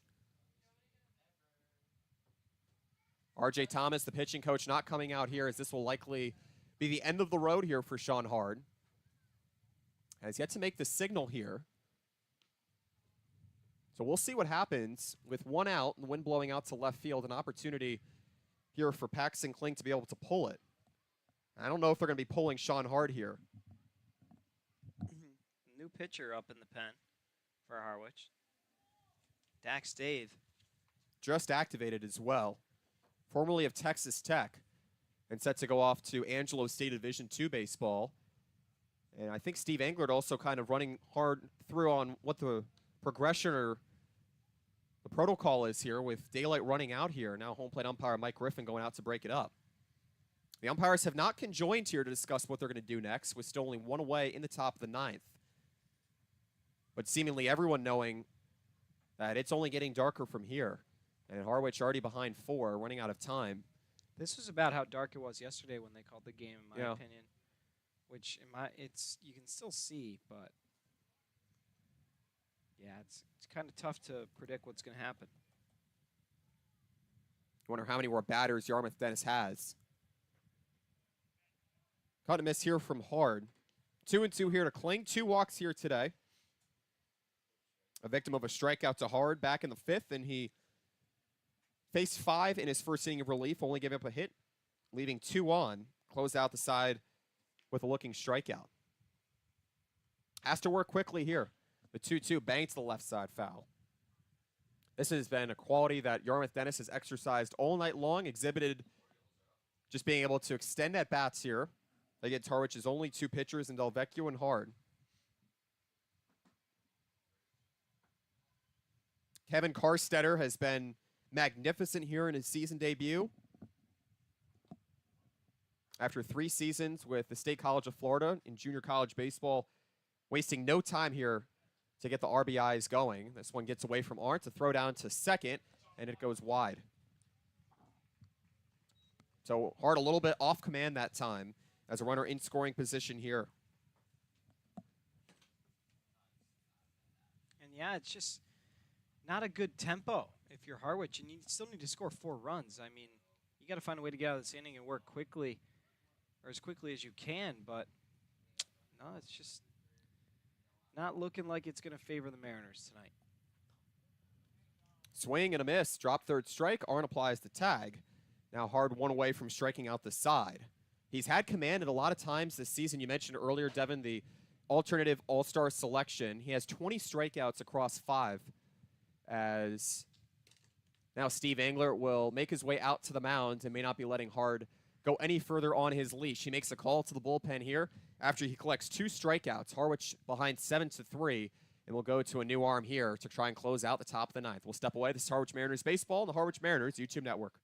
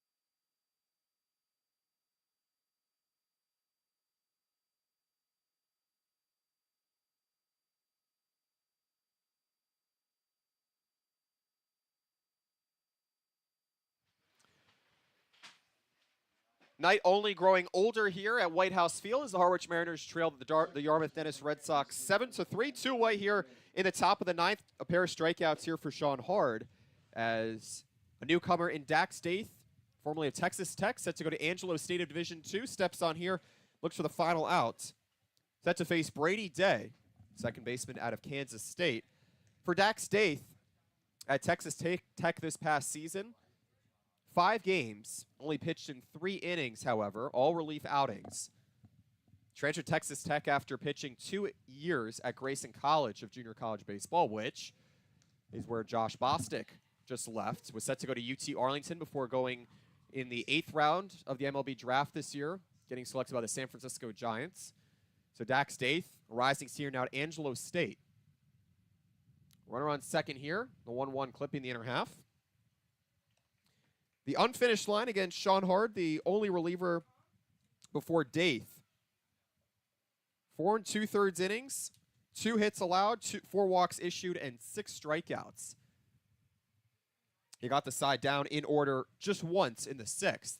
An extensive outing from the Boston College native as Hard set a season high for innings pitched at 4 2/3 innings. Had gone 4 1/3 innings before that. Very strikeout reliant. He had certainly matched that season high in strikeouts here tonight, averaging just about 4, as this one is shot out towards left center field. In a left, rather, and making the catch for the final out in Jones. So a crucial final out as Dax Daith gets 1 here in the 9th. The Mariners looking for 4 runs to try and push the game to extras, but it might not get that far as dusk only looms here in Harwich, Massachusetts. Harwich trailing 7-3 here on the Harwich Mariners YouTube network.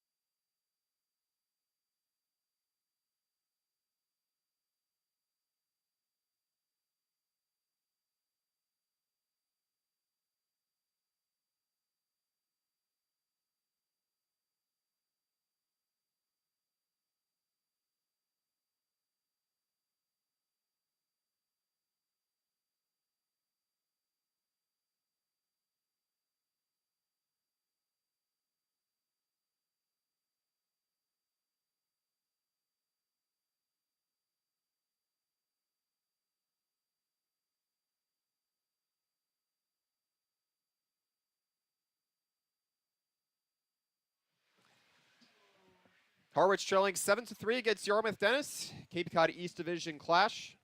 Harwich trying to put together a 4-run 9th inning, and it needs a huge rally with the middle of its order due up here. The 3-hole hitter in Kalen Culpepper of Kansas State first up here against the only reliever for the Red Sox in Yarmouth-Dennis in Steven Doktorzik.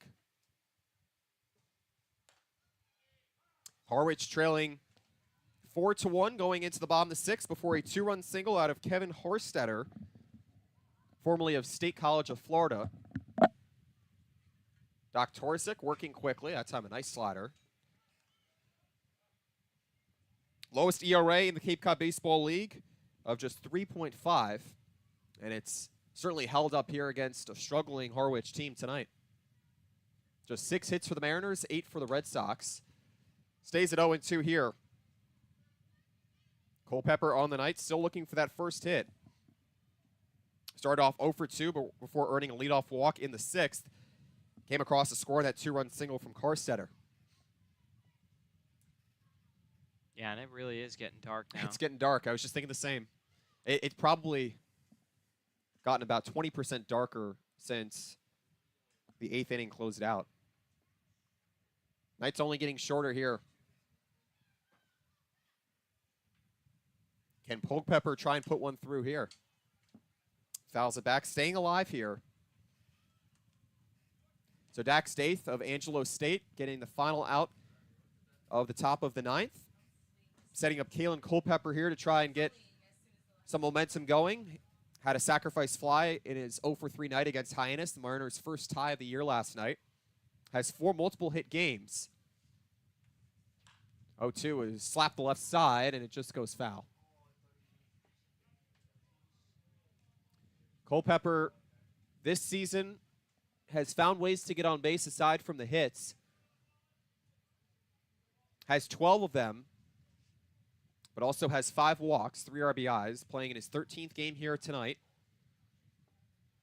Had his second double in the season in his return to the Mariners lineup in that 4-1 home win against Wareham after he returned from the collegiate national team of USA Baseball. Still having to protect here, bring up a good fight against Doc Torzik. And he swings and misses at a high fastball. Doc Torzik picks up his 3rd strikeout here, as he's the only reliever here for Yarmouth-Dennis. He's been convincing. Yeah, he seems so locked in, despite some struggles he ran to back in the 6th inning, was able to overcome them, got out of a jam in the 7th, and has settled down and done just enough to keep this margin where it's at.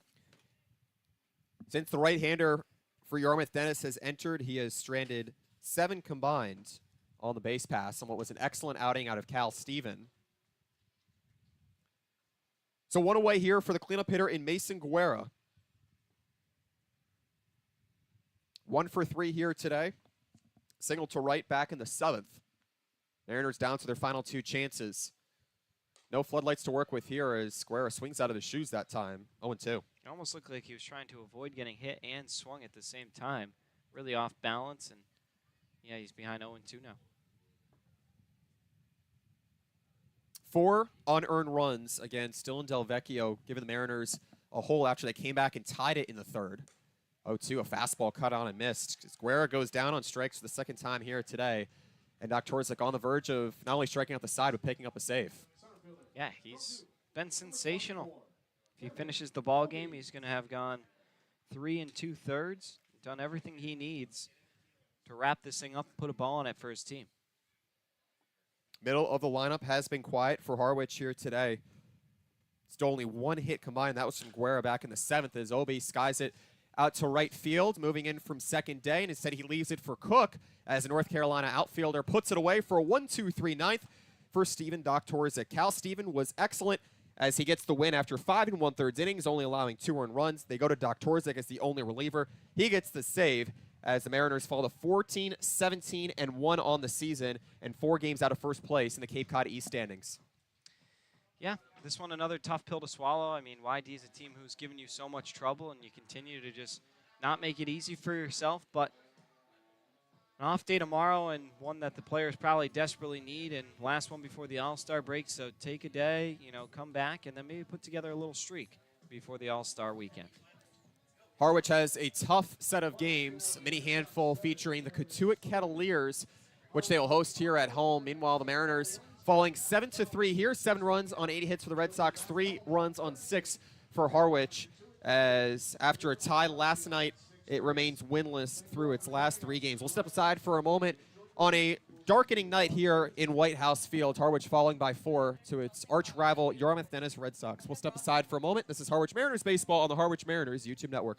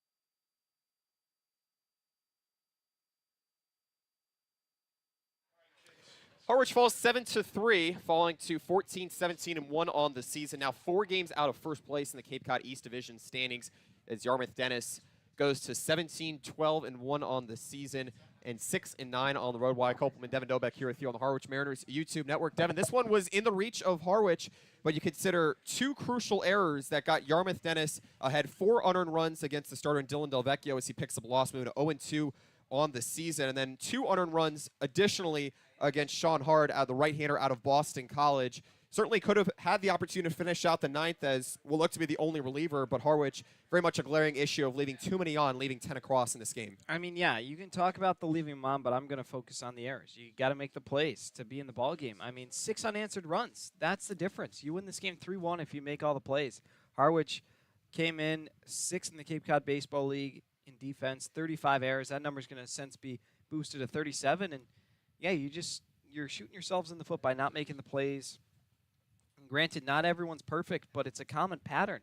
Like, this isn't just one instance of booting a ball. This is a consistent, like, one thing that you can focus on in a game that continues to happen and lead to losses. And Harwich, until they can iron it out, they got to strap in for this losing streak. Cal Steven, the right-hander out of Purdue, he gets his 2nd win on the season and his 4th time facing the Mariners this season as they drop to 4-1, or 1-4, I should say, in the season series. Steven going 5 1/3 innings, gave up 2 earned runs just on the 2-run single from Kevin Karstetter. But after that, it was all control from Jason Doktorzik. He gets his first save on the year, just giving up 1 earned run, 3 hits. It seemed as if the Mariners had the bases loaded in the 6th, 2 left on in the 7th, 2 in the 8th. Just a huge blunder there, or a lack of capitalized opportunity for that matter, as the Mariners certainly could not get enough going on the lowest ERA pitching team in the league, and it certainly looked like that as the Mariners were held to 3 runs on one of the best pitching staffs, and they only needed 2. You consider the efficiency in 10 combined strikeouts from Steven and Doktorzik. Yeah, and Doktorzik, a guy who hasn't traditionally been very good this season, and he just shut you down. So you got to go back to the drawing board. Kevin Karstetter, though, if we're going to take some positives away, let's start with him. Had all 3 RBI in the ball game. He had that double to drive in Jones and then a 2-run single with the bases loaded. He was fantastic in his debut. I like that he showed up and was ready to play. He impressed me. Kennedy Jones also had that single, came around to score, but other than that, the Harwich lineup pretty quiet, and they're going to have to figure it out. Karstetter hitting in the 8 hole. He went 3 for 4, only with a line out to right field as the Mariners certainly did not get the hitting that they needed. They fall 7-3 here against the Yarmouth-Dennis Red Sox. Mariners will have to turn the page moving into the All-Star break, try and rally together some wins to consider where this Harwich team needs to improve, just bringing runners home, and also cleaning up the mistakes in the infield. Harwich now with 39 errors, or rather 37 errors on the season. Yarmouth-Dennis erring with 37 in a similar spot with the blunders, but Yarmouth-Dennis looking like a cleaner team here tonight in the infield. Next stop for Harwich, going off to Gulf Fuller Field for the 2nd time this season, set to face the Falmouth Commodores tomorrow at 6 p.m. for first pitch. Rather, Wednesday. We have a rare off day. The rare off day. Yes, First scheduled off day that's going to be cashed in. You tend to forget about that, especially when numerous games get postponed and rescheduled at particular dates. So Wednesday, given how quickly days are flying, that will be when the Yarmouth-Dennis, or when the Harwich Mariners next travel, and then when they next play, for that matter, at Falmouth before they return home to face Cotuit. 2 tough games, both of the opposite division. Certainly a lot to turn the page on as the Mariners look for some strong starts. They only got 4 innings out of Dylan Delvecchio. You imagine he could have gone another. Yeah, he was good tonight. He did his job. I mean, you take the errors out, and he had a pretty good outing. He had 4 walks. That definitely hurt him, but other than that, really impressed. Might have been his best outing, and being thrown in as a starter, making your team high 8th appearance, I thought he did a really good job, and he should look back at this outing and be pretty happy. So Harwich falls 7-3. Yarmouth-Dennis getting 7 runs on 8 hits. Harwich 3 runs on 6 hits. 2 errors committed that turn into the game-deciding runs as the Mariners had their tie broken after the 3rd inning. It was 1 run apiece after Yarmouth-Dennis got on the board in the top of the 3rd. But Harwich ultimately drops to 14-17-1. Cal Steven, the winning pitcher, at 2-2 on the season. Jason Doktorzik gets his first save on the season. Delvecchio drops to 0-2 on the season. A ball game that lasted 3 hours and 2 minutes, played in front of a crowd of 1,240 people here at a beautiful afternoon at White House Field. But that will wrap it up here for our producer, Sean Sears, for my broadcast partner in Devin Dobek. I'm Wyatt Kopelman saying so long as we remind you to live the dream in the Cape Cod Baseball League, the 100th season, where the stars of tomorrow shine tonight. As this has been your Harwich Mariners baseball and the Harwich Mariners.